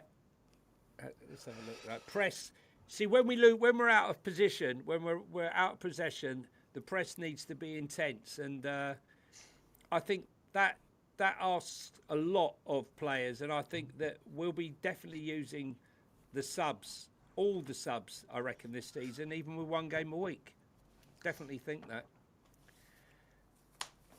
Right. Don't look happy, does he? De Zerbi. He's like looking like... He's very... Is that Romero on the right-hand side there? No, don't think so. It's not. It looks a bit like him, doesn't it? Yeah, it does look like him. Probably one of the tech guys. Looking at. Is he at the football club? Is he in training or what's he doing? Well, I don't know. I haven't seen Pedro Porro either. Haven't seen Porro or Spence. I reckon they'll all be back on Monday. Go on. It's a long fucking break, mate. It is a long old break. But it's been a long season, mate. It's been a long season. It's a long. Well, the World Cup finished 20th, 19th. Yeah, 19th. Okay, so that's 26th, 31st. No, sorry, 2nd. Monday. So it'll be 3 weeks. 3 weeks on Monday, will it? Yeah, I think you have to have 3 weeks, or you're meant to have 3 weeks break. Oh, fair enough. Yeah, fair enough. On, It's Lucas Berghvall. What's he done there? Bergie. What the fuck is that, mate? What was that? He turned well and then did that. Made me look embarrassed. Oh dear. I can't believe Vicario's on the bench, mate. That's not Vicario, is it? That's not Vicario. Is that the Getafe team? That's the Getafe team, is it? Oh, look, they found some players. Look. They found some subs. they all look suspiciously 16-ish. Yeah. They're all underage. Hang on a second. Go on. Well in. That's a challenge from the back. Oh, that hurt. That hurt. He has bulked up a bit, Mikey, though. Just 19. Yeah, he has, yeah. He has, you Literally can see. just turned 19 this month. Does a lot of boxing. I say to his dad, it's all very well doing that boxing, but what if he gets in a tussle and he forgets and he smacks the geezer around the head? Take him out. He's pretty fast. Right, come on. Someone make a run. We're too stagnant up front. No one's making a run. It's a fucking boring game. Whew, shocking. Come on, Tottenham. Figure it out. Get a little spice. Move for him. You got to move. This is like watching a Johan Lang lecture. This is... Ref! Come Ref, on. you just pulled him all over the place. Come on, Connor. You got to win that free kick, mate. Oh, he's done it. Well done. I don't like Conor Gallagher needs some more highlights in his hair. Yeah, he's Oh, it's Tonali. That's why it didn't make sense. Yeah. He's got the lemon juice. He's put the lemon juice in his head. Oh, nice pass. Nice ball from Van Hecke there. Go on, Mathys. Go on, Mathys. Show us what you got, son. No, there's none of that, mate. It's all that. It's all right. Find a bit of space. He's finding some space. Go on, Berghvall. No. Connor. Oh, it's back to horseshoe. Recycling it out to the left. Yeah. We are very, very dependent on Mathys Tel because he's been dispossessed. Too many steps, mate. It's like Johnny on holiday. Too many steps. Yeah, too many steps. And I was finished after I came back. Come on, Tottenham, mate. We got to push up. This is all too slow. We're like a blunt instrument up front. We really are. I mean, Mike, let's just swap him over. Push Mikey onto the left and Tel onto the right for 10 minutes and see what happens then. At least because Mikey will drift in from the left-hand side inside, whereas Tel nearly always goes outside. Another poor pass. That's poor from Tonali, that one. Yeah. Yeah, but listen, if Mikey Moore is only here to make up the numbers because we've got 2 games, and then he's going to play 35 minutes now and then get on the plane and go to thingy, then it's like the best interest of... he's still going to go to Cologne, right? He's still going to go to Cologne after today, right? I would have thought so. You just want to see your boy, don't you? No, listen, look, I think it's best for him to go to FC Cologne, get a season out there. I'd love to see Saïd Elmala come the other way, though. That would be the one. Is he going to play in front of Saïd? He's not. How's he going to get minutes in front of Saïd Elmala? In the presentation, I think they were both in the same team because Saïd Elmala can play left wing, right wing, 10 or a false 9. So, you know, he's a big unit, mate, Saïd Elmala. Do you want to do, Johnny, do you want to do, you know what we were doing last season with predicciones and second team? Yeah, we can do that, mate. We'll do that, but we'll do it via multi-stream once a week, right? Yeah. We'll do that 100%. So what leagues should we do this year for the teams to follow? You want FC Cologne, clearly. No, listen. I'll take whatever one I get, mate. I'll take whichever one I get. I think we should do the Spanish, only the Spanish, Italian, and German. Just the 3. There's no point. We didn't really follow the French league, did we? No, we didn't. No. Spanish, German, and Italian. Come on. Big up to Marzi, saying you're singing my song, but I'm never going to give you up. Big up to you, mate. Thank you for your loyalty, bro. 31 months, mate. 31 months. Appreciate you very much. And Hazed 1009 says, trim the hedge. You mean Gray's haircut? Yeah. Oh, it's a lovely ball. That is a beautiful ball there. Who put that through? Go on, Mathys. It's offside. You donut. Big up to you, mate. Thank you for the super chat. Don't forget to smash the like, guys. There's 1,215 people watching on both channels.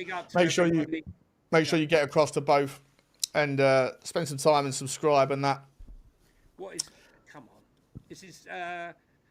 I'd like to try and make out that this was more exciting than it is, or it has been, but it's pretty flat at the moment, I'll be honest. Oh, Richie's just fallen over, mate, and done his ankle. Oh, no. What's he? Oh, no, he's... Oh, no, it's just this... How did he fall over? How did he fall over? He slipped on the pitch. Can you imagine? The pitch is pulled. You were going on. You think it's it? I think it's the training pitch. Look at the breakaway, mate. Oh no, chance for Getafe! Oh, well defended. Great block. Who's got back there and done that? Tonali. No, that's Archie Gray, is it? That's Gray with the hair. Yeah. So small on this screen. Mate, how does Richalison on a flat playing surface just suddenly his shoe fall off? Berghvall getting skinned there, by the way. Absolutely skinned. Archie Gray does really well. Great block. Well done, Archie. Well done, Archie. You're quiet again, Johnny, apparently. I'm quiet. Oh, there you go. I'll pick up my mic. There you go. Let me see if I can turn it up in the I don't know why that is. I've not normally have a problem with it. Edit mic settings. Testing. That's better. Yeah, I'll turn you right up. Okay, fair enough. Speak now. Hello? Testing. Yeah, that's good. Yeah, okay, fine. This has been 19 minutes of, honestly, very poor football. Teeth pulling, and it's like going to the dentist right now. Yeah, it is. Not a single player has played well.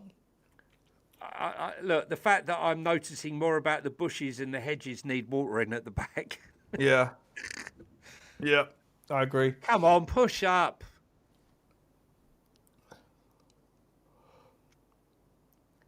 I mean, the fact that we've got to try and break the low block, you know, is going to be good practice. But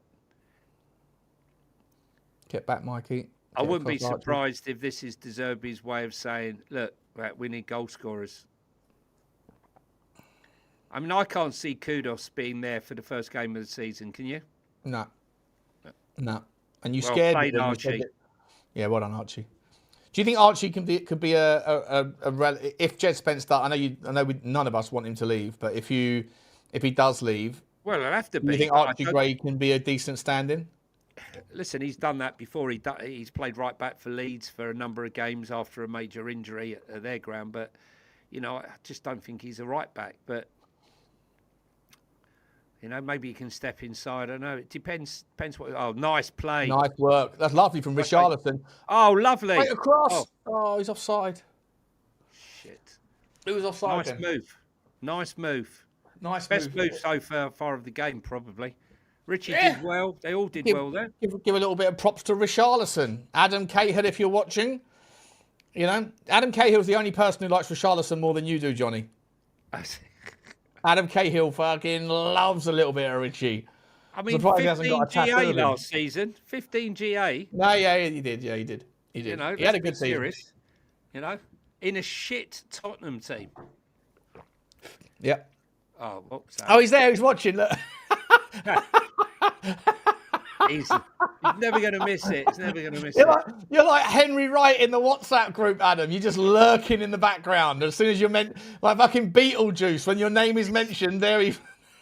Yeah, he's behind the curtains, Henry, often. Do you know what I mean? Just leaking out, waiting for his name to be called. Speak his name and he shall appear. You know? Come on, someone make a run. Oh, I ain't watching. Here we go. Oh, big up. Oh, well, come on, guys. Put something into it. It's only 35 minutes a half. Go on. Oh, fucking hell, Mathys. Yeah. Not been a great half from Mathys Tel, to be honest. No, it's definitely not a Mathys show and tell, is it? No. He's had a couple of nice flicks and tricks, but... was kicking the head there. Kicking the head. Oh, nah, he looks a little bit off it, doesn't he? Yeah.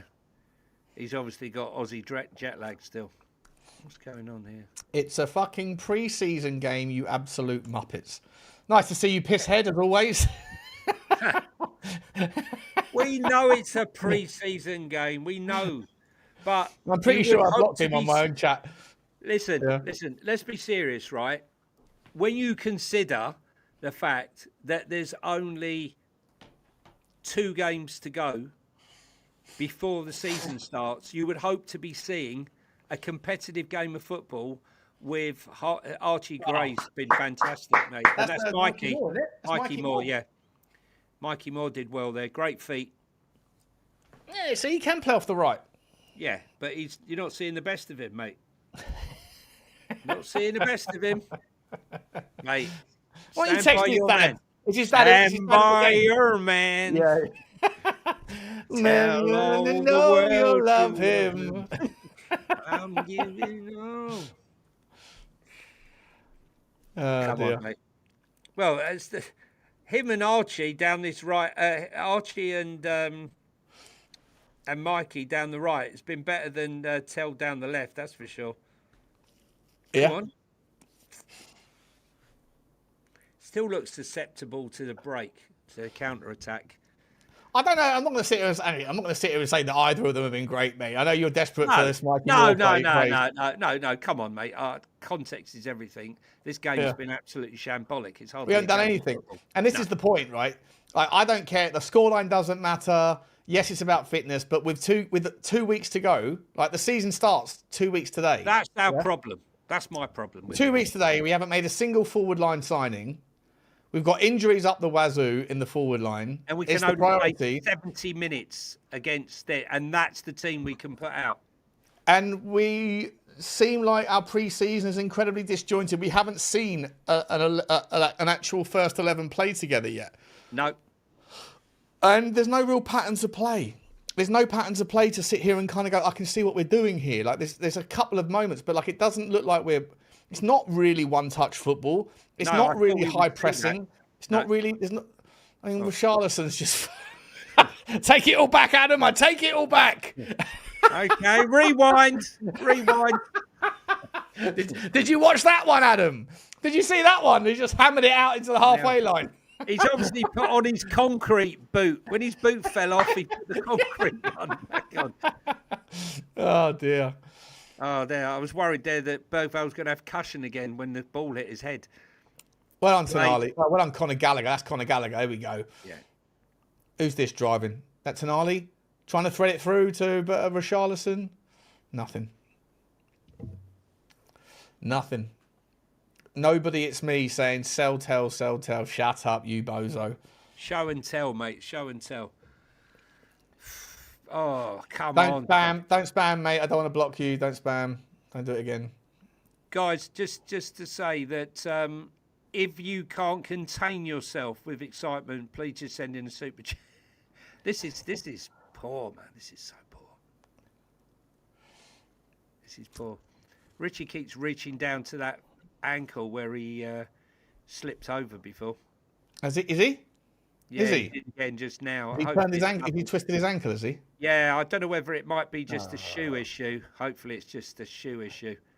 He's probably picked up someone else's boot. Fuck's sake! Come on.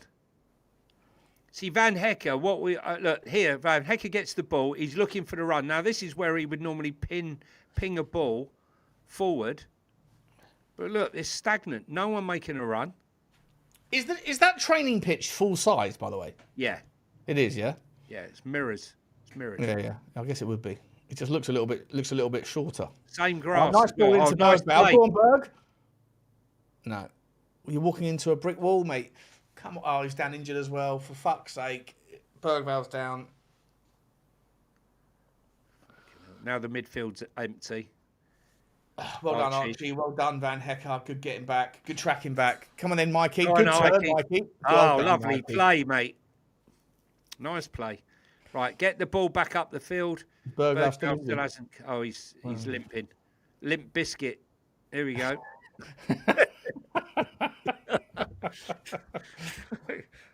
Come on. Our attack is fucking shite, yeah. Mikey's shown some nice touches when he's had the ball. Come on. Oh, dear. I'd like to see him swap positions in the second half, Sean. Micky on the left, Tel on the right. See if he has more luck. Tel on the right-hand side. I don't mind it. See something different. Do we have any options off the bench? I don't think we got Dane Scarlett on the bench. Yeah, Captain Scarlett, Malachi Hardy. Who else have we got? Was it Hardy? Hang on. Yeah, I think Hardy was on the bench as well. It is Hardy, Yang, Scarlett, Donnelly, Takai, and Byrne. Where does Byrne play? Actually, do you know what? I'm not sure I know.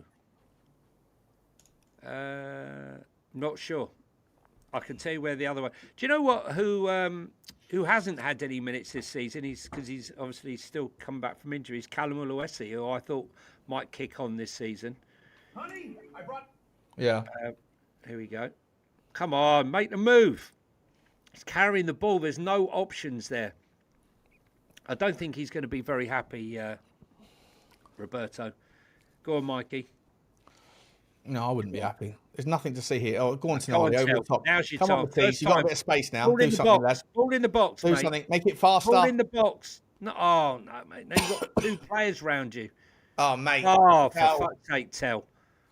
Jesus Christ. You're going to give me a fucking headache, Mathys Tel, with the amount of Giving Twitter you a messages. bad name, Sean. I'm going to get so many Twitter messages.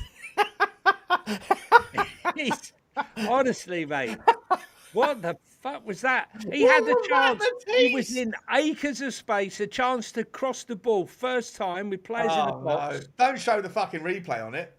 Oh, he's showing the foul instead. Wow, that Jesus was shocking. Shocking, Mathys. yeah. Watch how Johnny's going to take this opportunity now to present that actually it should be Mathys Tel that goes out on loan and Mikey Moore should stay at the football club. No, I'm not doing that. You're like a proud father, Johnny. No. I do just. Here we go. Look.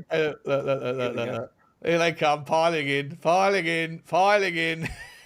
Mathys Tel, running down the wing. Mathys Tel, doing his bloody thing. Oversteps the ball, couldn't fall the ball. Mathys Tel. Mathys Tel.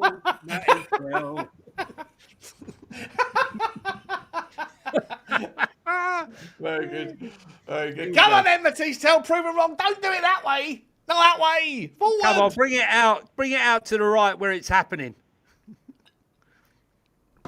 You lot are shameless. He's been our best player on tour. Yeah, well, he's home now. He's obviously better on Australian turf. Go on, Mathys. Go on, son. No, you're fucking doing it again.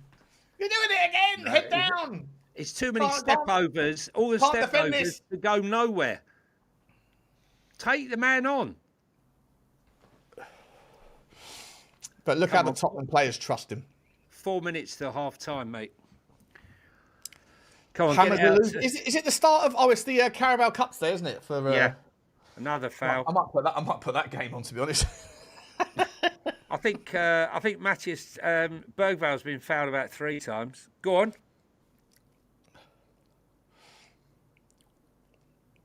Oh, it's good ball, Van Hecke. Out wide. Go on, Mikey. Go on, Mikey. No pressure, but if you don't do something spectacular, I'm going to come after you like Johnny's coming after Tel. Mikey Moore.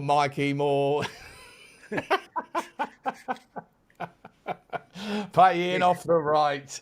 Mikey Moore. He's fucking shite.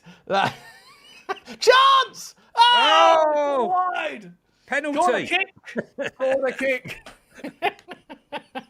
No, it's a goal kick. Oh, ref, what's going on there, mate? Oh, he's blown up for Mikey Moore poking him in the face. Richalison does well there. Richie does very well, by the way. I like that. Yeah. Clever from Richie, by the way, putting it back across. Oh, it's free kick. Is he bleeding? Come on, mate. It's only a headbutt. Here's a corner. No, it is a corner kick. Yeah. Come on, Mathys. Put it on someone's fucking noggin here. 1-0. In you go. Mathys Tel. Come on. We've done absolutely no. Has the goalkeeper touched the ball other than a goal kick? Oh, yeah. There was one pass by Berghvall had a shot. Yeah, Berghvall had a shot. Yeah, after that burst through. Come on. Flicked on. Terrible fucking corner kick from Mathys Tel.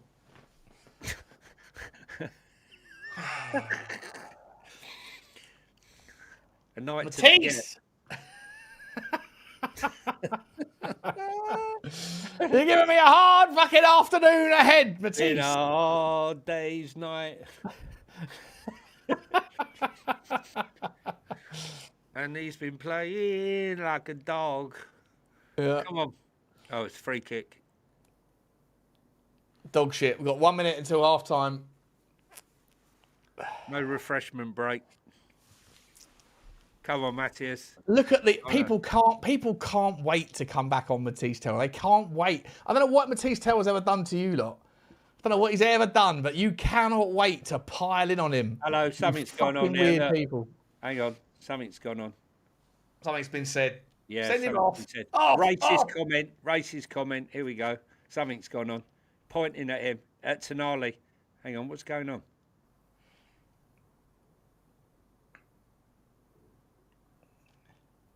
Archie Gray and I can't say who I know who it is. Huh? I don't know. They're having a referee something. They're complaining. Getafe are really complaining about something. They seem pretty pissed off about it.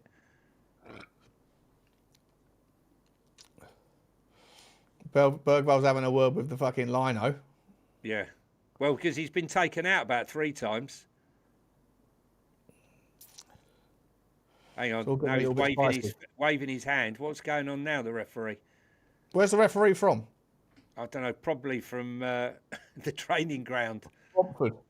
Not Bromford? sure. Brentford. Romford. There should be a place called Bromford. Sounds like it's a hybrid, isn't it? Right. Is that Tel taking it, or have they taken it away from him? No, it's been given to Robertson. Yeah. Come on, Andy. Andy Robertson with the rolling arm. By the way, get past the first man, Andy. Come on. The first free kick he did was shocking. Better. Chance! Yes! Great save! What a save! What a save, bro! That was a good save. I thought that was in. Good free kick as well. Good free kick. That was good free kick. Corner kick for Tottenham. I thought that was in. Oh, it's kick. What's going on again? No, it's kicking off again here. Typical Spanish. Oh, is it a goal kick? Look, he's kicking off again. Who's headed that, by the way? Ben Davies. Ben Davies with the header. Yeah. And Berghvall's a pen. That's another. It's a fucking pen. He's taken Berghvall's ankle out. Half time. It's all kicking off. It's all kicking off. Right, where do we start? I don't know. So much to talk about. So much to not talk about. So, I mean, where'd you start, Sean? Are they just going to go straight and play? No, they're going to have a drink. They're going to have a drink. Honestly, we've got the second show set up for 5 o'clock. At this stage, I don't think there's any point.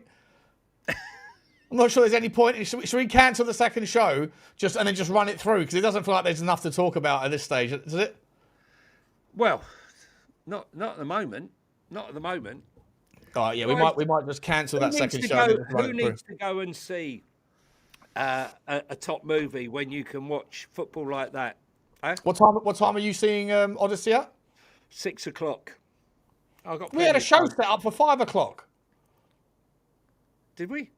I thought it was straight after this. Yeah, which was supposed to be like 3 o'clock, becomes 5 o'clock after a 2-hour game. Obviously, it's not a 2-hour game, is it? It's quarter to 4. Yeah, but you must have booked the tickets before. I booked the tickets before, yeah. I forgot. 12 players are unavailable. All right, so I'll cancel the other thing then. West Ham losing to Portsmouth. Sort of stuff you like to see. We might as well just run this through and do the post. Yeah, exactly. We'll just do that and then we'll leave it when we need to. Absolutely no point doing the other one, mate. No point. Especially with 70 minutes. That was probably one of the worst halves of football I've seen in a long while. That was so bad. So bad. And I mean, who gets any credit? I haven't seen much from Tonali. Van Hecke has been all right with some of his passes. Yeah, Archie Gray probably. Archie Gray and maybe a little bit more, not a lot. Not really anybody, really. I'd say probably Archie Gray. Archie Gray, Van Hecke. Berghvall's done all right in moments. You know, he's burst through in the middle of the park. He's picked up the ball and driven. But it's been all right. Been okay. Gallagher's done all right as well. But Tonali not been impressed. Robertson not impressed. Tel not impressed. Micky Moore's been all right, I guess, but nothing stand out. Richalison. There's been nothing. There's been literally nothing moving forward.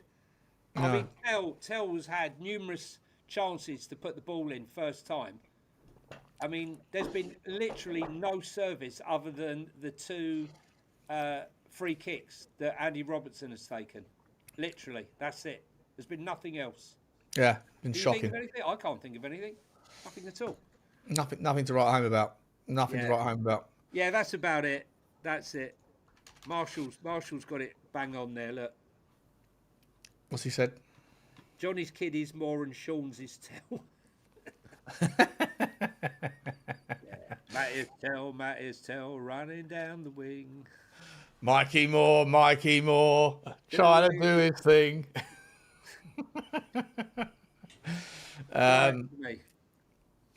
Listen, mate, I've got a lot of question marks about going into this start of this season, mate. I'm unimpressed with the preparation for this pre-season. Wildly unimpressed. I'm unimpressed with 2 games to go, mate. 2 games before Brentford. We haven't fielded a team yet. Half of them haven't played a minute, right? Half of them. And, you know, what are we doing here? What are we doing here? Micky van der Ven hasn't played. Senesi hasn't played. I mean, what are we starting with? I think we know what we're starting with. We're going to be starting with Berghvall, Gallagher, Tonali in midfield at this rate for Hoffenheim next week. And maybe the start with Richalison or Dominic Sowanke up front with Mathys Tel on one side. And who's going to go on the other?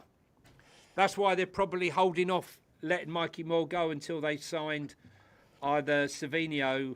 Well, yeah, because if Solomon leaves tomorrow and goes to West Ham, which is looking more and more likely, then if it's not Mikey Moore, it would have to be Luca Williams-Barnett or something. Do you understand why we're selling him for £5 million? No. And by the way, I don't.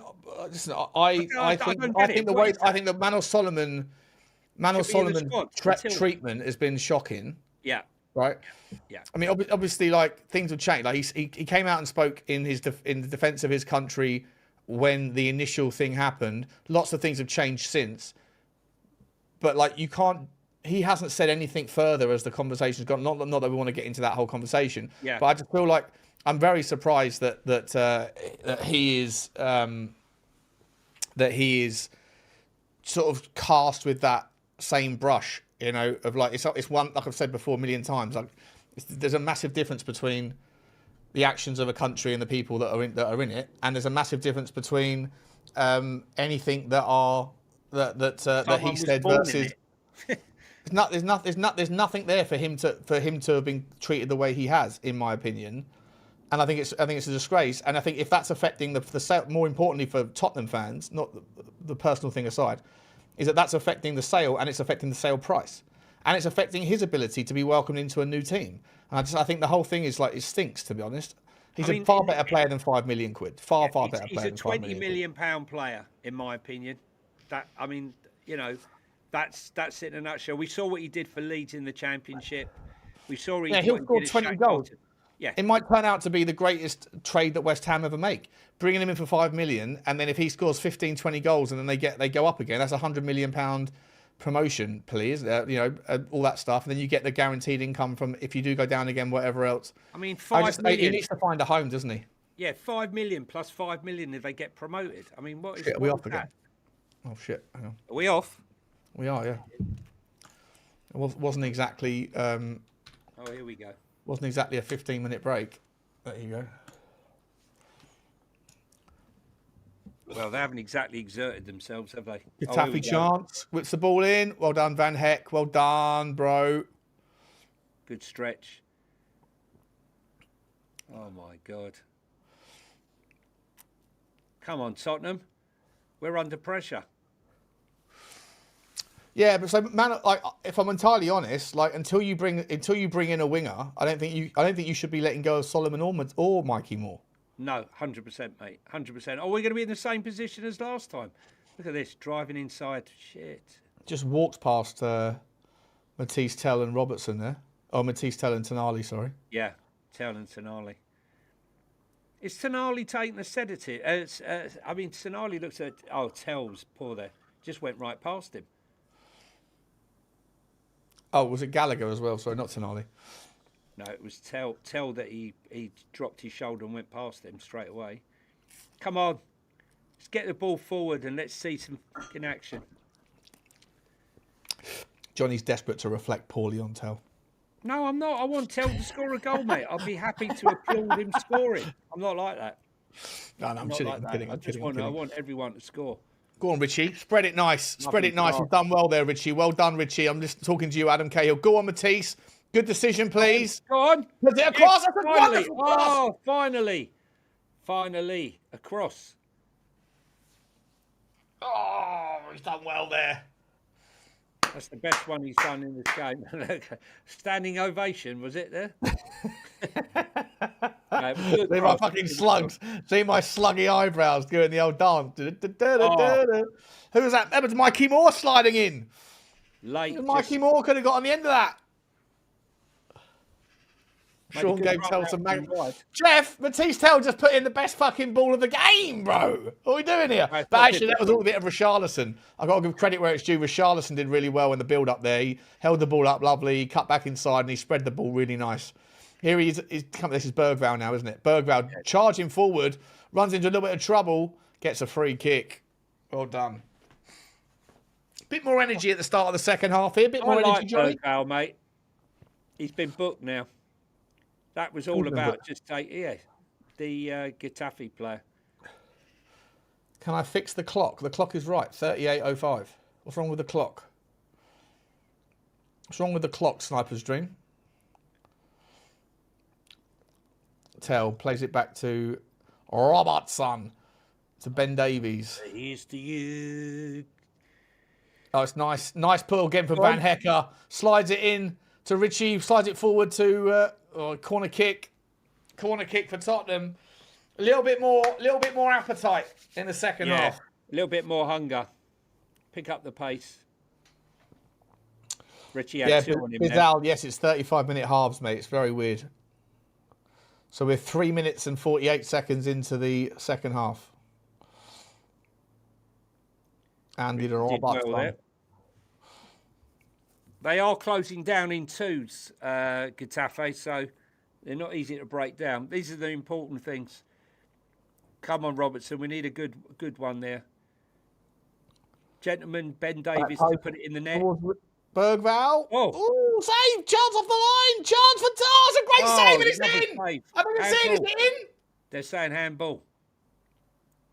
They're appealing. What happened there? Now they Keeper's done really well again, by the way. Keeper's done really well again there. Let's have a look at that slow-mo. Free kick from the last one. Do you remember that? Van Hecke puts it across. Keeper tries to punch it. Gallagher tries to punch it. Richalison off the line. Cracking save. It looks like it's gone in. It's gone in, and it's gone. The ball's gone on the inside of the post, and the keeper's sort of like, it's like pushed it through the netting. It looks like it's 1-0. It looks like Richalison's headed that ball. Oh, now he's saying he's saying he's got a head injury and he was fouled by Richalison in the initial. I'm pretty sure Conor Gallagher's gone up with someone else. It's gone. Richarlison's come over the top of him like a fucking gazelle, headed it. Keeper's put a hand to it, and it's kind of like gone towards the post, but it looks like the keeper's hand has pushed it inside the net and then out. I actually hate this football now where you just got to hold your head and the whole game comes to a standstill. Even if you've got a headache, the whole game comes to a standstill. Antonio Conte on the sidelines there. No. Hey. Look at them all. I come back to this club via Getafe. They didn't show the save in the first half, did they? Or did they? No. I can't remember now. There should be there should have been a VAR on that one, mate. Yeah, I'm pretty sure that was a goal. Pretty sure that was a fucking goal. It looked like he scooped out. The players thought it had gone over. I'm sure he's pushed it inside the post through the net and then scooped it out the other side. That's a good header. Richarlison's having a good game, to be fair to him. Go on. Nice work. Get that ball down and play. Berghvall drifting inside. Nice work to Gallagher. Gallagher through to Richie. Too close to the keeper. Unlucky. Good run, though. Much quicker. Much better. Lovely pass by Tonali. Oh, unlucky. Unlucky. Richarlison's definitely trying to stake a claim to be number one here. He's making the runs anyway. Go on. He's working hard. Yeah. I think He is working Berghvall's hard. been all right as well through the middle. Making the runs, picking them Yeah, up. Berghvall's doing all right. Come on, let's get out to the flanks. So your appointment, your cinema ticket is for 6 o'clock, is it? 6, yeah. 6 o'clock. And how far away is it? Half an hour, 20 minutes. Watford. Where are you going? Watford. IMAX. Yeah. Yeah. Got to see it in an IMAX. Oh, Richie. That's the problem with Richie. He just doesn't, like, he can do all the hard stuff, but the simple stuff sometimes just fucks it. Still pressing. Right now, he looks like the only one who's playing up front that's capable of doing 90 minutes. Oh, that was poor. Go on, bring it out. Bring it out from the back. How many goals have we scored on pre-season? Not Was sure. it two against MK Dons, I think, wasn't it? Can't count any of them really, because none of them are top opposition. This is why I say we should be playing competitive football friendlies now, right? Hoffenheim's going to be the only one. And don't forget, we've got the one that we've got on Saturday, and then we got behind the scenes game the next day. So we don't even know in that game whether we're going to see the first team play or not. I doubt we will. Go on, chance! Put it across to Richie! Chance for Richie, get some space blocked! Look how many 4 players round him. Come on. Need to get it wide.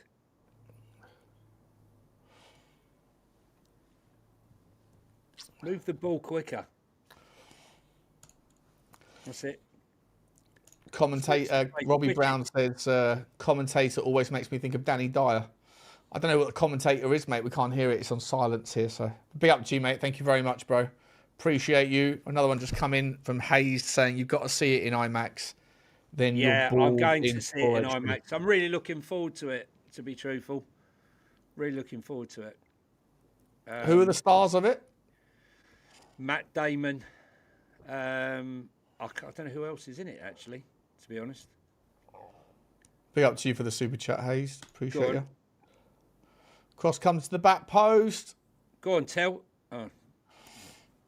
Nothing to see here. Johnny, can you hold the fort for a second, mate? I was going to go Yeah, and get of course I can. Of course I can, mate. Go and get yourself a... what are you getting, a Magnum? Yeah, Micky Magnum, bus. Oh, come on, Tel. It's very uninspiring. The pace has picked up in the second half compared to the first, for sure, but that's not saying much. From ground zero to average. So the press, trying to win the ball back. We'll see what happens here. Go on, Berghvall. Well played. Right, let's get the ball back into play. Let's move it up pitch. Van Hecke.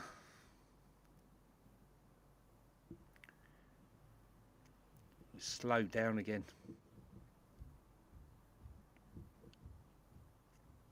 There's no movement up front at all.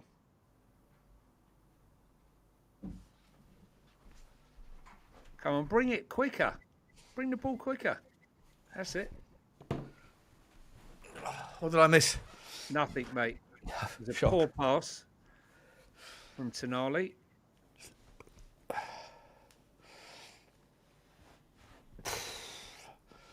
Tell you what, Very poor, mate, honestly. even if there is a second game, and even if it is televised, I'm not entirely sure I'm going to.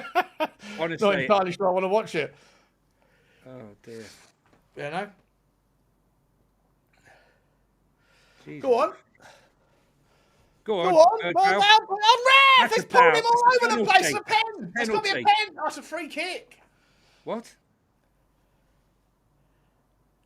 There was like 3 fouls there. Richarlison's knees injured.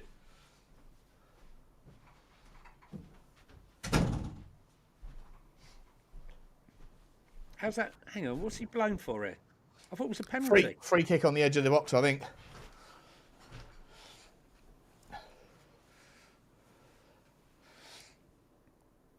Yeah, he definitely got done, Richie. And there was a foul before that as well on Conor Gallagher. Bit tasty for a friendly.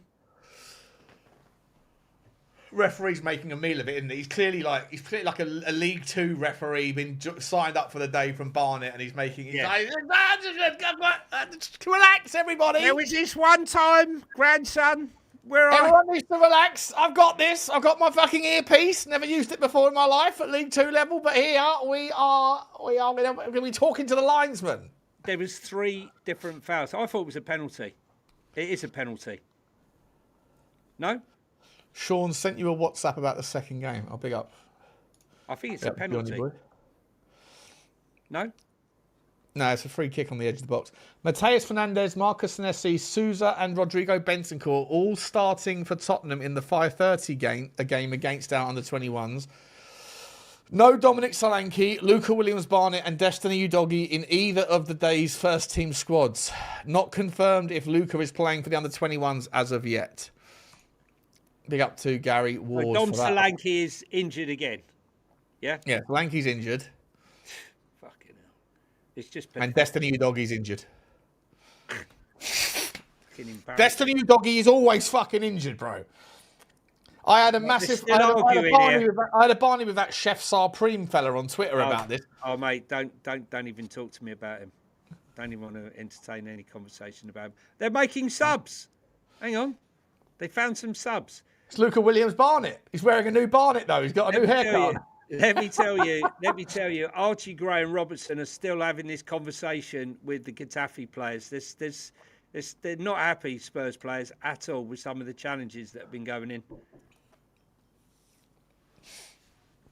Can you imagine Andy Robertson trying to speak Spanish? You know what? This is where you need Drew. I think Drew, this is a cop-out. Sean, this is a cop-out, mate, because I think he played the advantage and then Richie got brought down.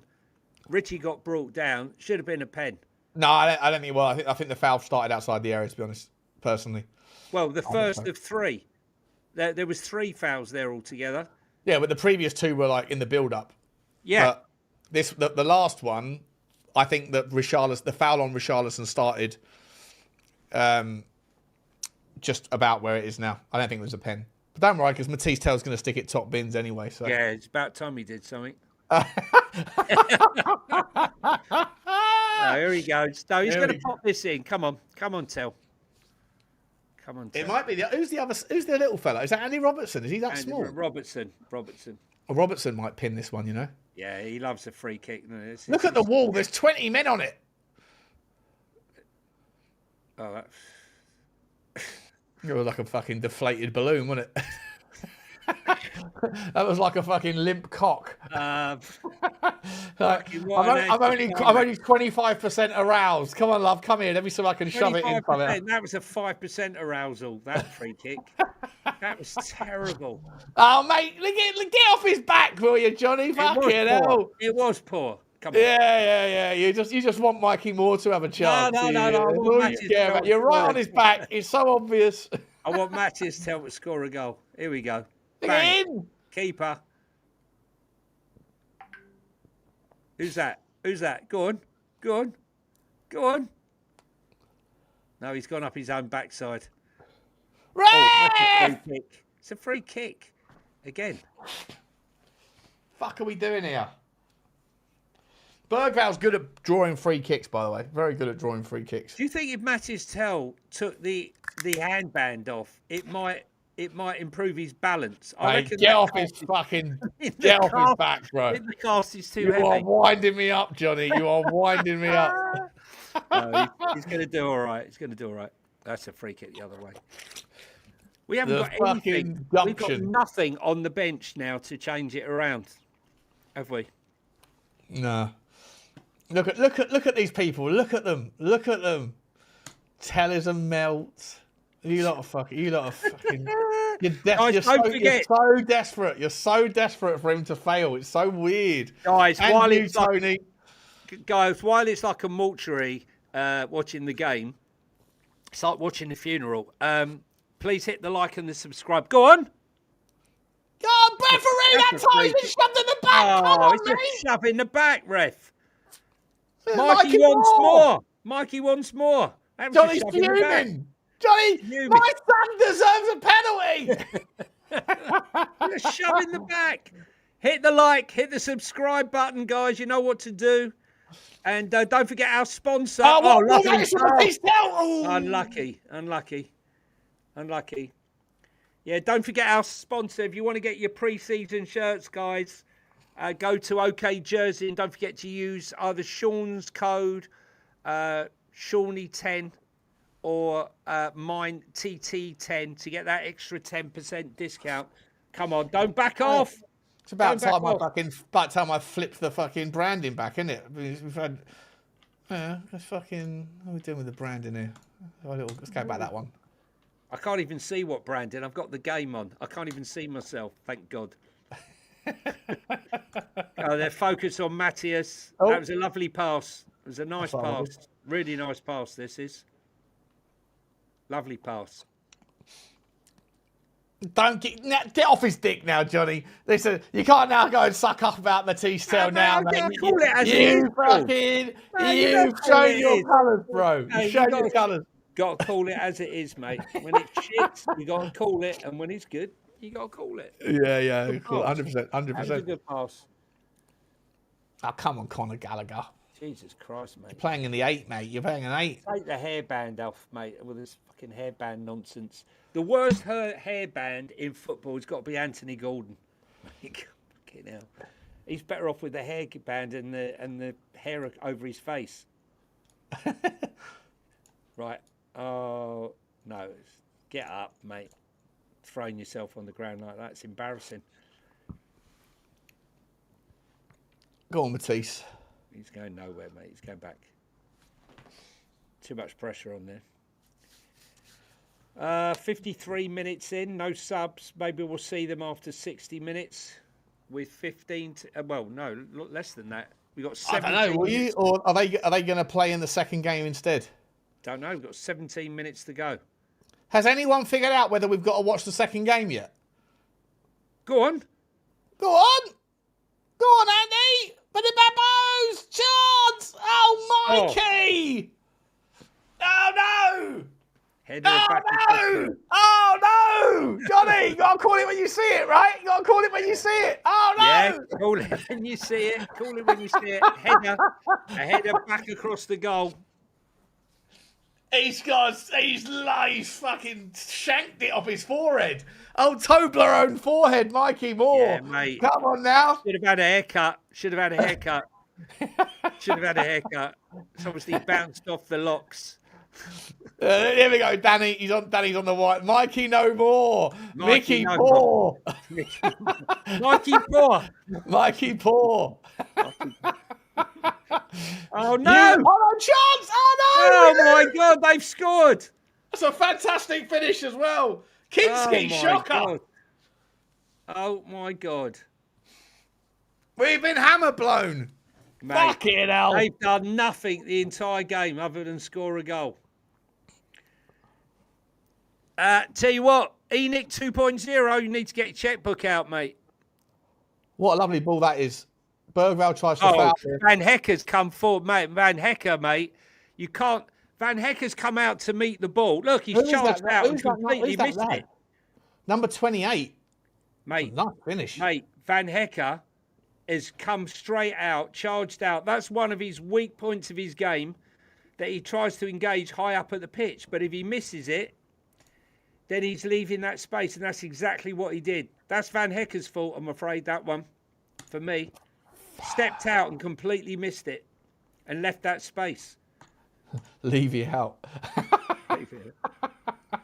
I'm just hearing word that Spurs are now going to try and make it 90 minutes to try and get the goal back. Changing plan. Oh, no, he looks, wow. De Zerbi looks well pissed off. It's been a fucking terrible performance, mate. It's been a shit game, a terrible performance. Shocking.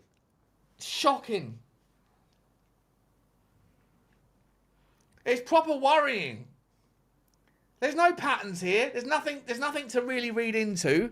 Sean, post-game, mate, we might have to play the Death March. This is shocking. Honestly, this is really poor. 14 minutes or De Zerbi out. De Zerbi out. Oh, Remember, I'm on my third Magnum. I've only got 3. I didn't get the 4th, but I've only got 3. So there's a chance that I could be smashing things pretty soon. This Elton John chair could be out the fucking window. This is terrible. Go on, Matthias. No. Oh, there he goes. Oh, well done. Found a bit of space there. Well done. Against 2. Go on, Mathys. Oh. Go on. Connor. No, Connor. Get back, Richie. Mate, we got passed through there like a knife through hot butter, a hot knife through butter, didn't we? Yeah, but you, like I've said about Van Hecke, great with his passing, but like I said many times before, he likes to engage high up. He likes to engage, go to the ball. He's gone to the ball, completely missed it, and left that gaping hole behind him, where the other 2 didn't have the time to come back to fill the gap. I have to put it down to him. I mean, it's a good move, but sorry. Someone get me Thomas Frank on the phone, mate. If he makes that challenge, then none of that happens. The board are now thinking, how much are we giving this guy? Huh? Right, let me just double check. Right, what was the scores in our game? We beat MK Dons. I'm sure it was 2-0. We beat Chelsea 2-1. We drew with Sydney and we beat Auckland. Is that right? Or was it both draws against Sydney and Auckland? None of them, mate, have been like any great opposition. It's the worst. It's the worst pre-season I've ever fucking seen.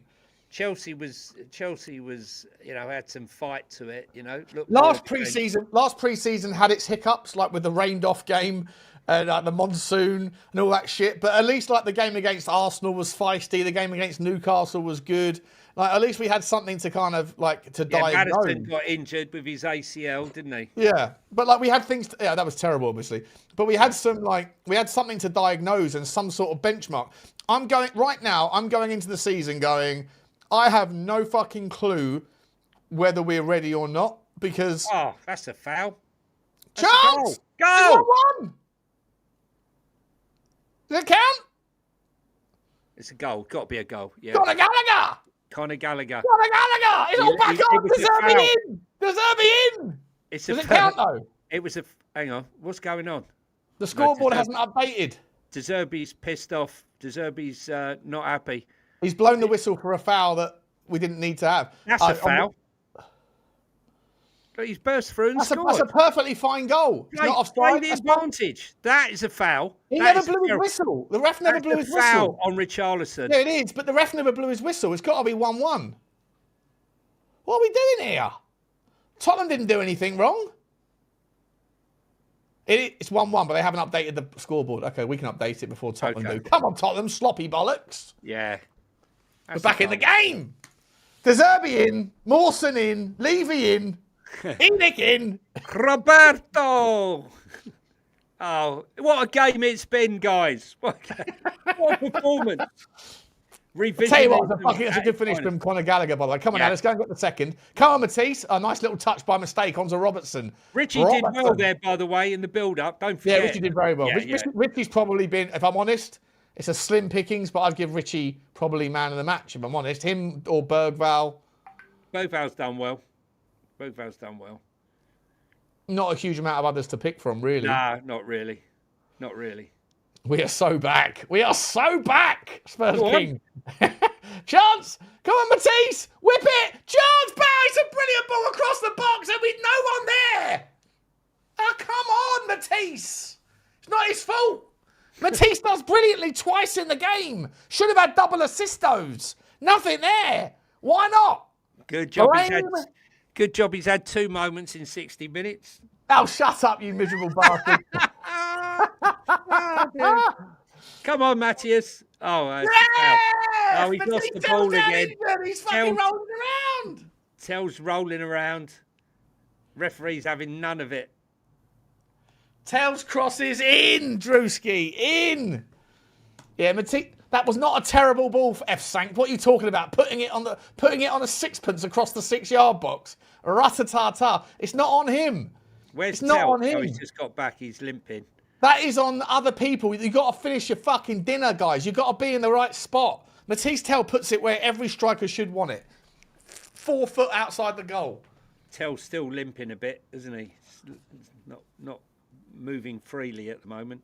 After that, I actually think Mathys Tel's probably been the best player on the park. Probably, you know. Come on, let's nick this.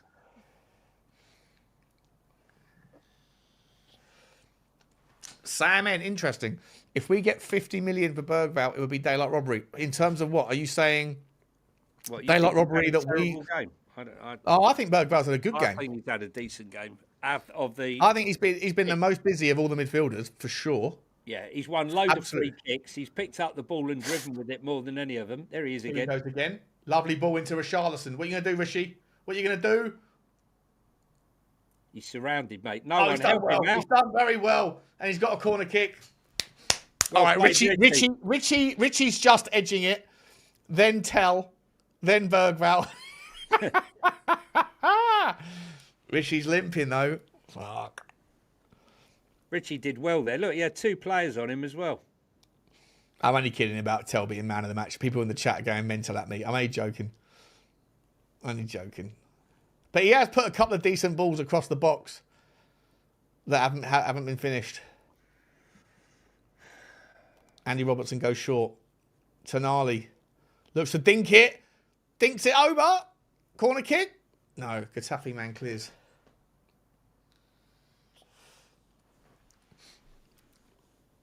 Oh, here he goes. There you go. Oh, it's well played, Mathys. He's strong. Unlucky. Look at the way Johnny frames it. Oh, here he goes. Here he goes again. Here he goes.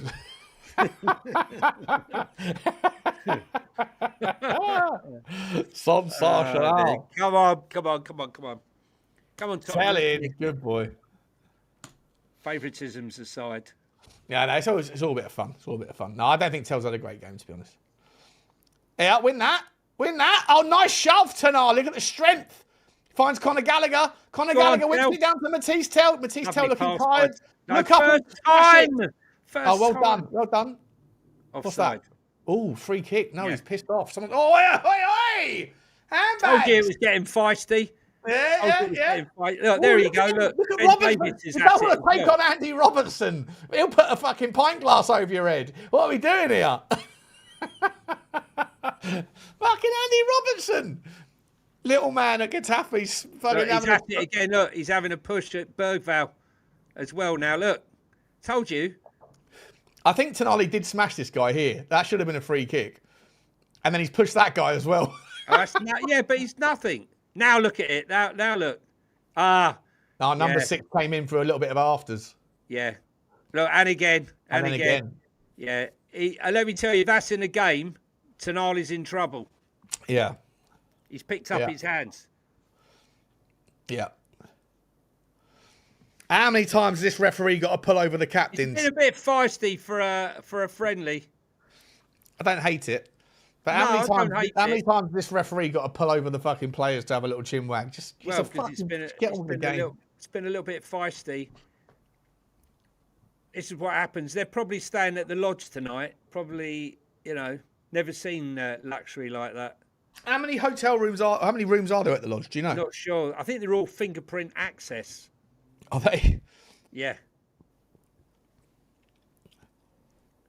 Tonali's still complaining, mate. I'd back off if I was you, because if that was in a game, you've lifted up your hands. Can't do that. Oh, look at Berghvall go! Nice turn, Berghvall.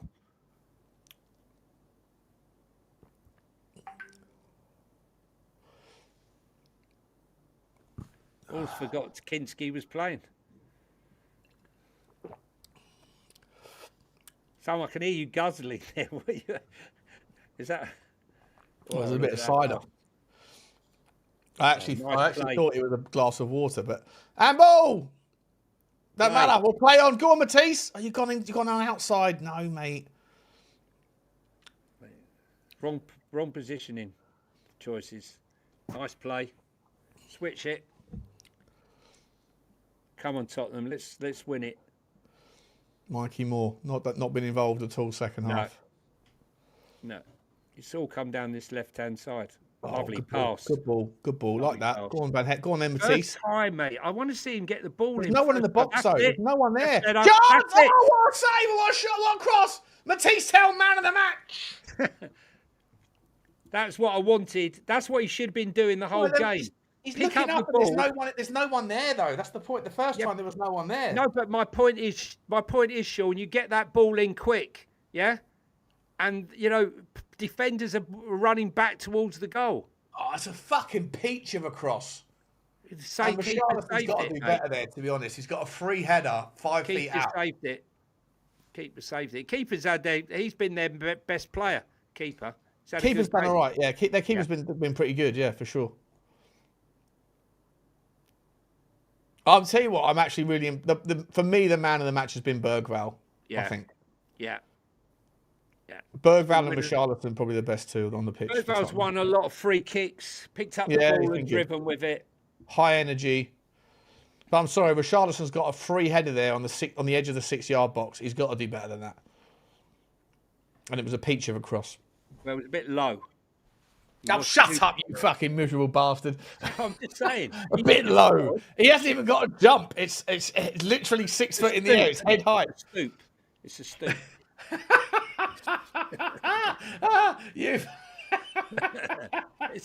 Agendas have to agend, I guess. No, mate, listen, we've been poor, mate. I mean, a draw is about as good as it is. Yeah, for sure. What's happened now? Have you noticed we haven't had a single sub?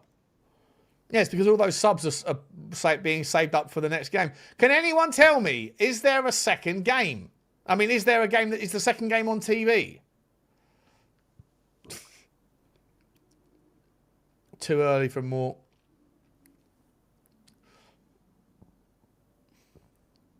Here we go. Another one's gone down. The Getafe man's got cramp. It's a 70-minute friendly, bro. You can't have cramp. For fuck's sake. Know what he's been doing on holiday? He ain't been training. Oh, come on, stretcher.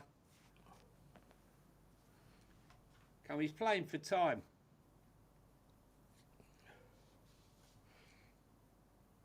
Oh, look, he's gone.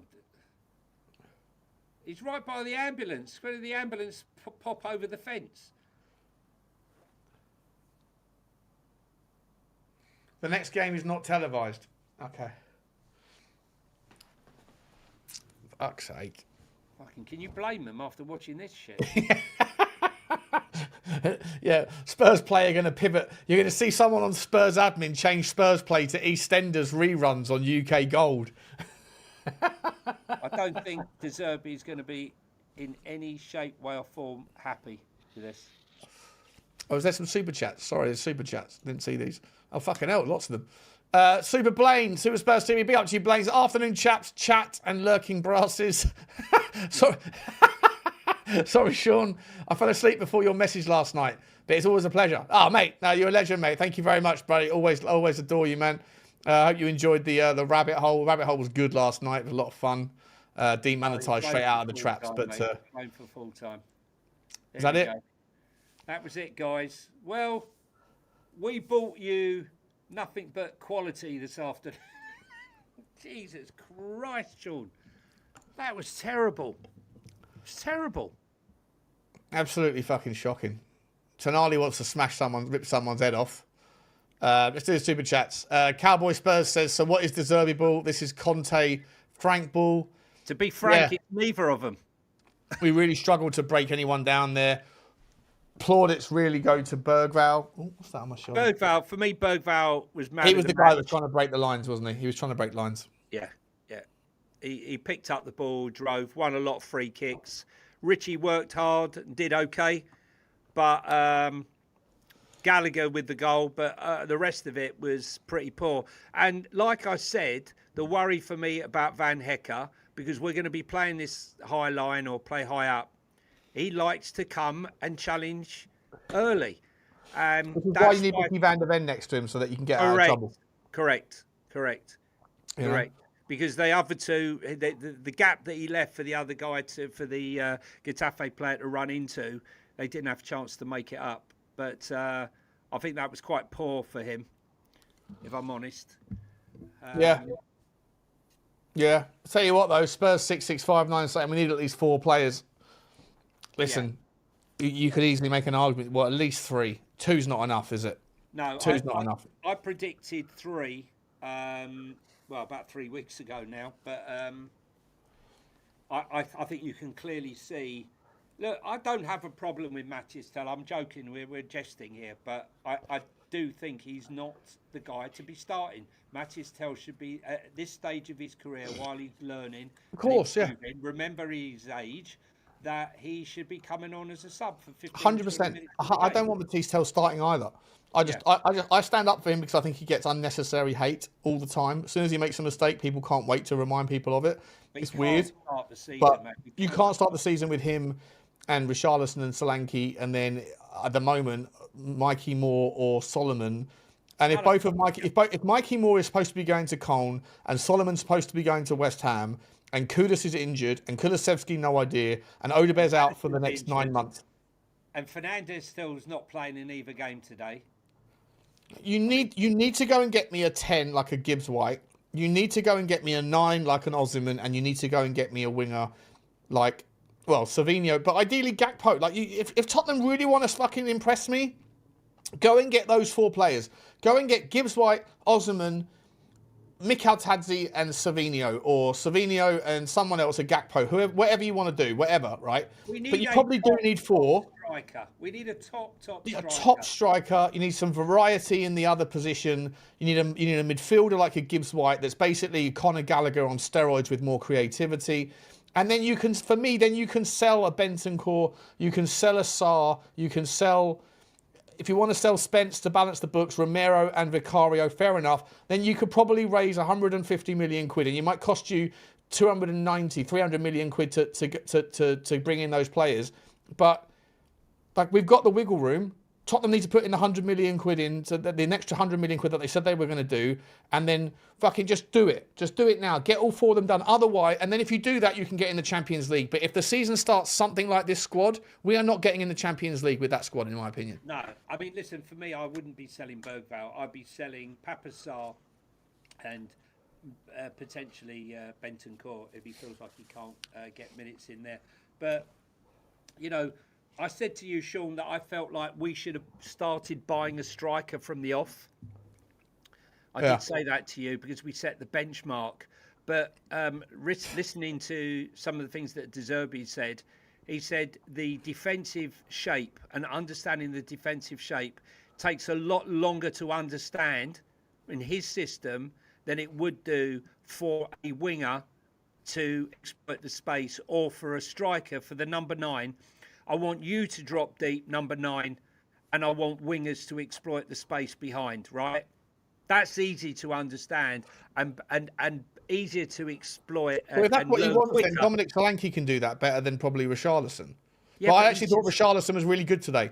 Like, I thought he was today. He did well today. It's a low bar at the moment. It is a low fucking bar, yeah. It's a low bar. But for me, Dom Solanke, Destiny Udogie, mate, get rid. Can't be dealing with this fucking injuries the whole time, mate. You're a superhero. Like, oh, I'm into anime. You know, all this posturing. Mate, I want to see you on the pitch.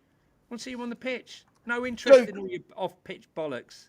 Luke, mate, listen, if you're talking about me and Johnny, like, we're not claiming that we're coaches. I'm not a coach. I've never played football in my life. I hold my hands up. I don't know my arse from my elbow and how to kick a football. But I am a fan. We are entitled to opinions. And I'm a fan that's watched a hell of a lot of football. So is Johnny, right? And as is everybody else. We watch Tottenham. We know where our weaknesses are, because if you don't, like, I don't need to fucking know how to be Gordon Ramsay to understand what if a steak tastes nice or is cooked well. Like, you can be an amateur and an armchair supporter and still have an opinion that is a take based on what you're seeing. And for me, what we saw today was a team that I don't think showed too many patterns. And if you're trying to break down a low block, which Getafe put up for the most part in that 70 minutes, the only player that looked capable of breaking the lines was Lucas Berghvall. Yeah. I think that he was the guy that was coming deep and running and turning and driving, and he broke the line, and then he worked well, in my opinion, with Richalison, who I criticised Richalison for his concrete feet touches, and a couple of times today, he put his concrete boots on and smashed it out of touch. But for the most part, I thought Richalison came deep and did some of that thing that Johnny was just talking about, the 9 coming deep and playing the interaction. And he spread the ball well to Mathys Tel. Mathys Tel didn't today have a good game for me. He put a couple of balls across the box. One decent cross to Richarlison at the end and 2 low balls across the box. But apart from that, three moments. But he had the ball so much more than Micky Moore did.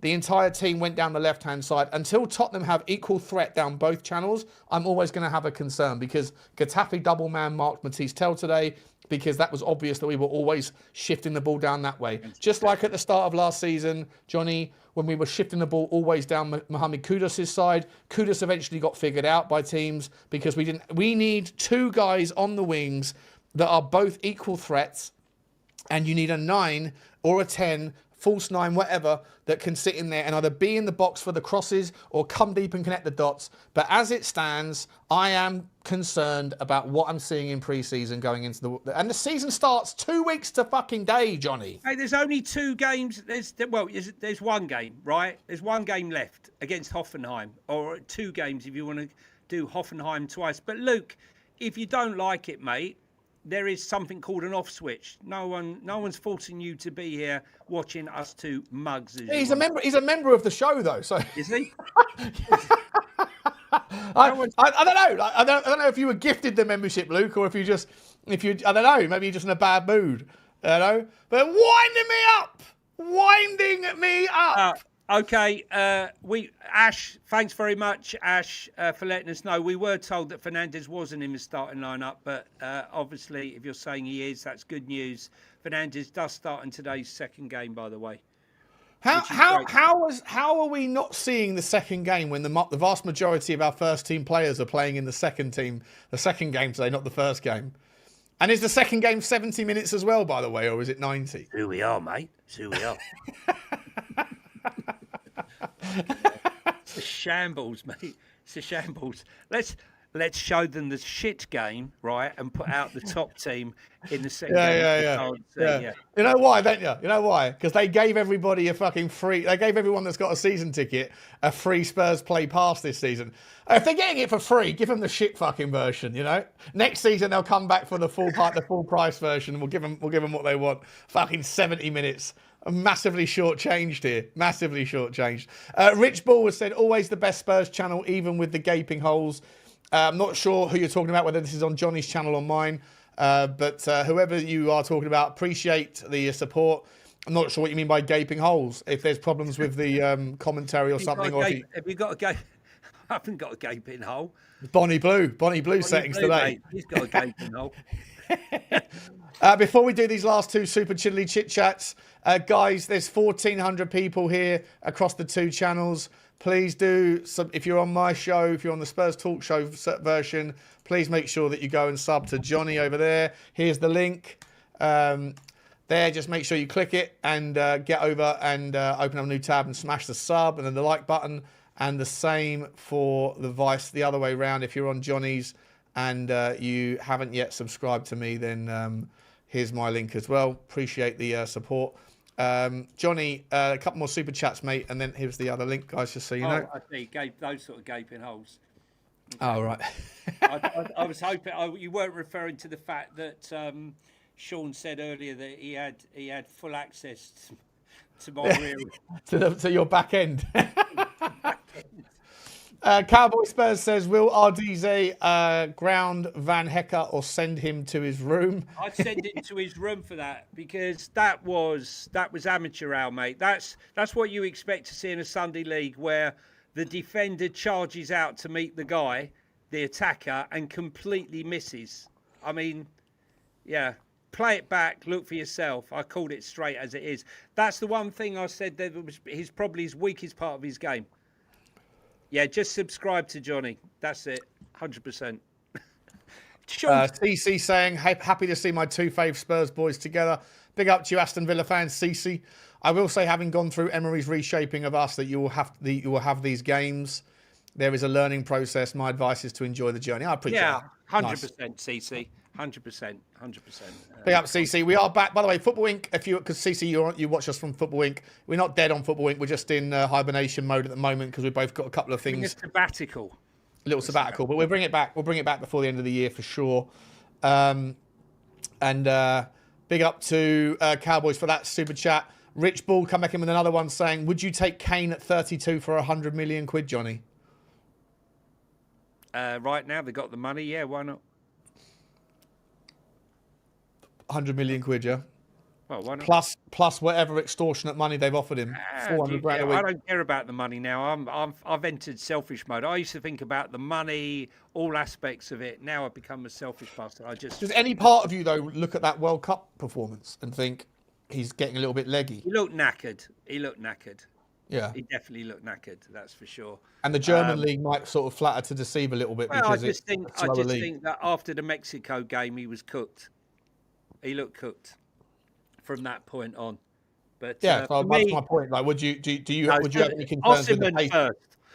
Osman first? Yeah, I'm with you on that. Yeah, if you had to give me the choice right now of Osman or Kane, I'm taking Osman, I think. Yeah, he's 27.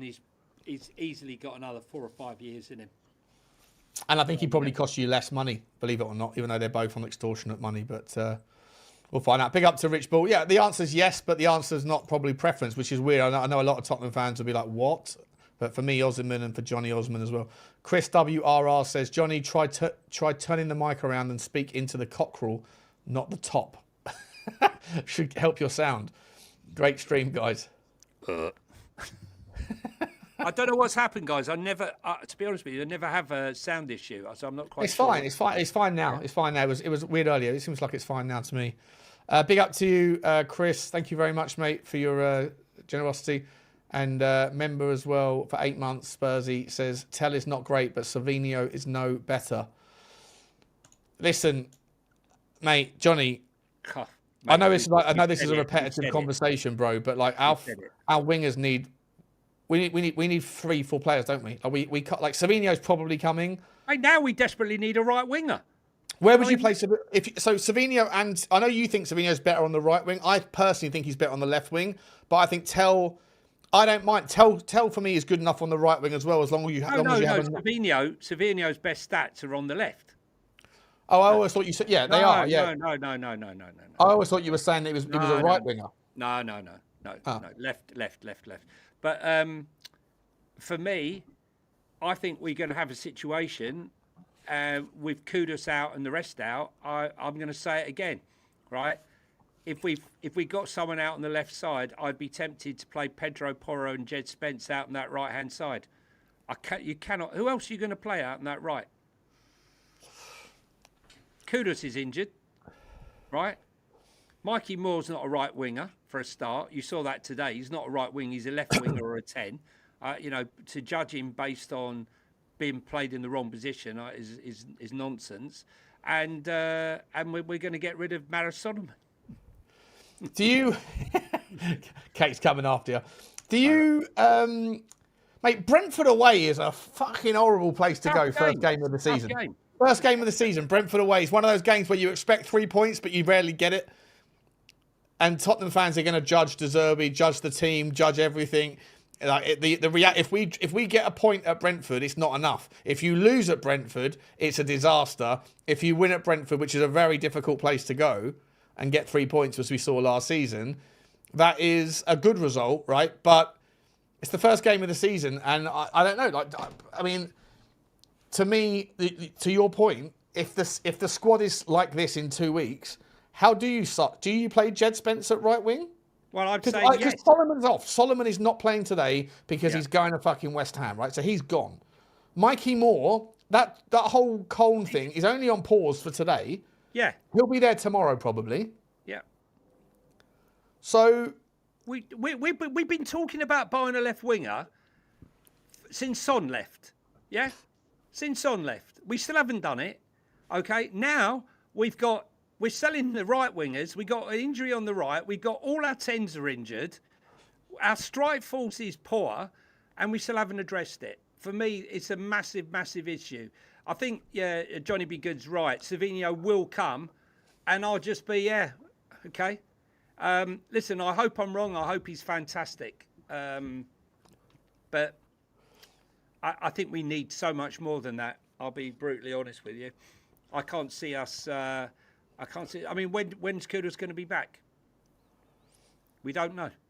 He hasn't played since Christmas, mate. January.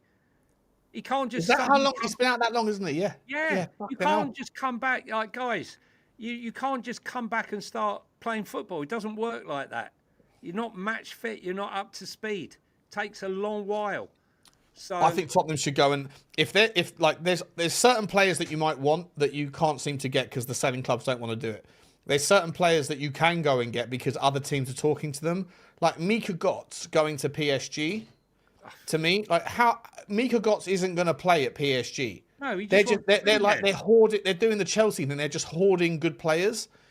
Like Mika Götze is never going to play at PSG next season. Right? There's too many good players in front of him. Why don't Tottenham just go and get him? Because as I said, Ajax are willing to sell. We need a 10. We need another right-sided player now. We definitely do, because we can't rely on Kudus. We need another left-sided player. We need a 10. In fact, I would say we need 4 players, Sean. 4? Yeah. I think we need a right winger as well. Yeah, but you can probably kill 2 birds with one stone if you go and get Morgan Gibbs-White. Or that El Canoes. Yeah. Bilal El Canoes from Stuttgart. Del Marlo can play left wing, right wing. Yeah, there's another one. He's only going to play 50 million for him, 50 million euros probably. Look, I think there's options, but we've got to be giving him. We've got to give him the players now. He's only got 2 weeks to work with whoever he signed. The player needs to be in on Monday. We need to get that signing done by Monday, or a player in by Monday. At least one, yeah. So you can move your attention to another one, yeah. I think he'll be going to the board today and saying, "Look, you saw what it is today. We are like a blunt instrument. Yeah, we can't go into the season with this." And I know Kate's got Morgan Gibbs-White's pictures on a wall. I think Kate's more desperate for Morgan Gibbs-White to come in because of her wag watch than you are for Syed El Mala.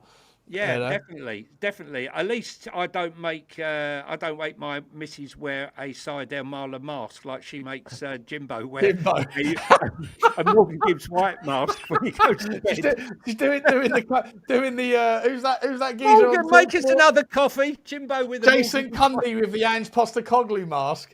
No, Jimbo's got to wear the Morgan Gibbs-White mask.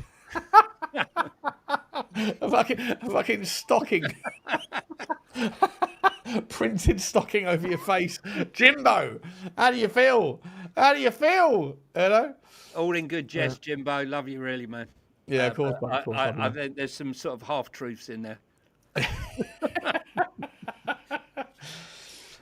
Listen, there's not a huge amount to talk about from that game, is there, really? No, the game was crap. The game was very poor. Gallagher sort of rescued it. Their goalkeeper had a good game. He made 2 or 3 signings, 2 good saves, should I say.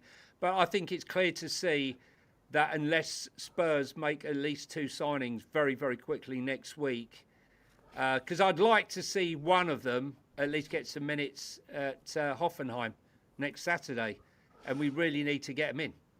And we can't be hanging around any longer. We really can't. I mean, I feel like we've got half a football team, 3/4 of a football team. And the most important part to win the games is completely missing. Completely missing. I don't see any goals. I don't see goals there. No, listen, anybody that's saying, like, be patient, chill out, it's pre-season. It's not pre-season for much longer. And today... We've had no competitive games, Sean. We've had no competitive games, mate. We've travelled around the world. We've had no real games. Even the game against Chelsea was ruined because of the red card for Danso. So, like, I don't know. I honestly, even if you do sign Osimhen, and then you can look at the squad and go, okay, we've got great players, but I've not seen anything to like understand De Zerbi ball from the pre-season. There's been very little to really write home about. Like the Van Hecke, I thought, got a little bit more confident in the second half there with some of his sprays. He obviously likes to have the ball at his feet, and he was definitely creating progressive passes, and they were generally getting to where they wanted to be, which is good. But progression is only valuable if the people receiving the ball at the top end of the park know what to do with it when it gets progressed to them. And I have no confidence, and I'll include Mathys Tel in this. I have no confidence in Solanke, in Richalison, in Solomon or Micky or Mathys Tel, any of what we've seen in pre-season to be able to spin some magic. Well, in fairness to Van Hecke, when he did pick up the ball, he moved forward. Now, at that point, he's picked his head up and he's looked to ping the ball forward. His only option was to ping wide to the odd time to Micky Moore, but majority to Mathys Tel. But there wasn't the movement. Every time Richie looked to move forward, he had 2 or 3 players around him. So there was nothing there. When you have quality strikers, when you have a Victor Osimhen or you have a Savino making those runs, or he's anticipating those runs, just like Toby did when he used to ping those balls through to Dele Alli, right? We don't have that at the moment. There isn't that connection and that movement, and we desperately need them. There's no point in having great progressive passes of the ball from the back like Senesi and Van Hecke when you've got bugger all movement up front. Yeah, it doesn't work. Guys, don't forget to hit the subscribe button. For you guys who are watching over on the Spurs Talk Show channel, pop off and hit the subscribe button there. And if you're watching on my channel on Talking Tottenham 1882, don't forget to come and hit the button there. I don't think there's much more, is there, Shawnee? Nah, we'll round it off, mate. We'll round it off. Is anyone live that we should pop over to? Let's have a look, see what's going on. We'll round it off, mate. Hang about. Let's have a look. Anyone that I can see that's live? None of the usual crew. Can't see them. So, no. All right, we'll leave it there, guys. We'll say, Matt. Oh, there's a super chat. 1 second. Adam scored draw lock. Member for 6 months. Big up to you, Adam. How are you, mate? Big up, guys. I think we should. He says, "Big up, guys." Oh, go on. Yeah, go on. No, go on. Big up, guys. I think we should get a right winger loan with no obligation, maybe just an option, and just see how the season pans out with Kulu and Kudos. Yeah, I mean, listen, we need someone. I mean, the right wing wasn't a conversation 2 months ago. It's all about left. Now I'm looking at it and thinking we are short on the right and the left and up front and in the 10. So for me, we're short in all of our attack. Left wing, 10, striker, 4 players. 4 players. Or short. three if one of them's a hybrid, right? But if we get Morgan Gibbs White, then that could cover it. Yeah. Or a Bilal El Khanous, or an Abdi, or a Said El Mala, or any of those guys. But listen, we'll talk about that later on. Johnny, go and enjoy your Odyssey, mate. Read the book first, bro. But in the meantime, enjoy your afternoon. Thanks for spending it with me, mate. I enjoyed it as always. Good. Appreciate everyone. Please make sure if you're watching this on Watchback that you are going to get over to Johnny's or come over to mine, wherever you're seeing this, and hit the subscribe. Links will be in the description. Appreciate everybody. Love to you all. Enjoy your Saturday, and we will see you on the next one. Johnny, it's goodbye from me. Goodbye from me. Bye. Bye.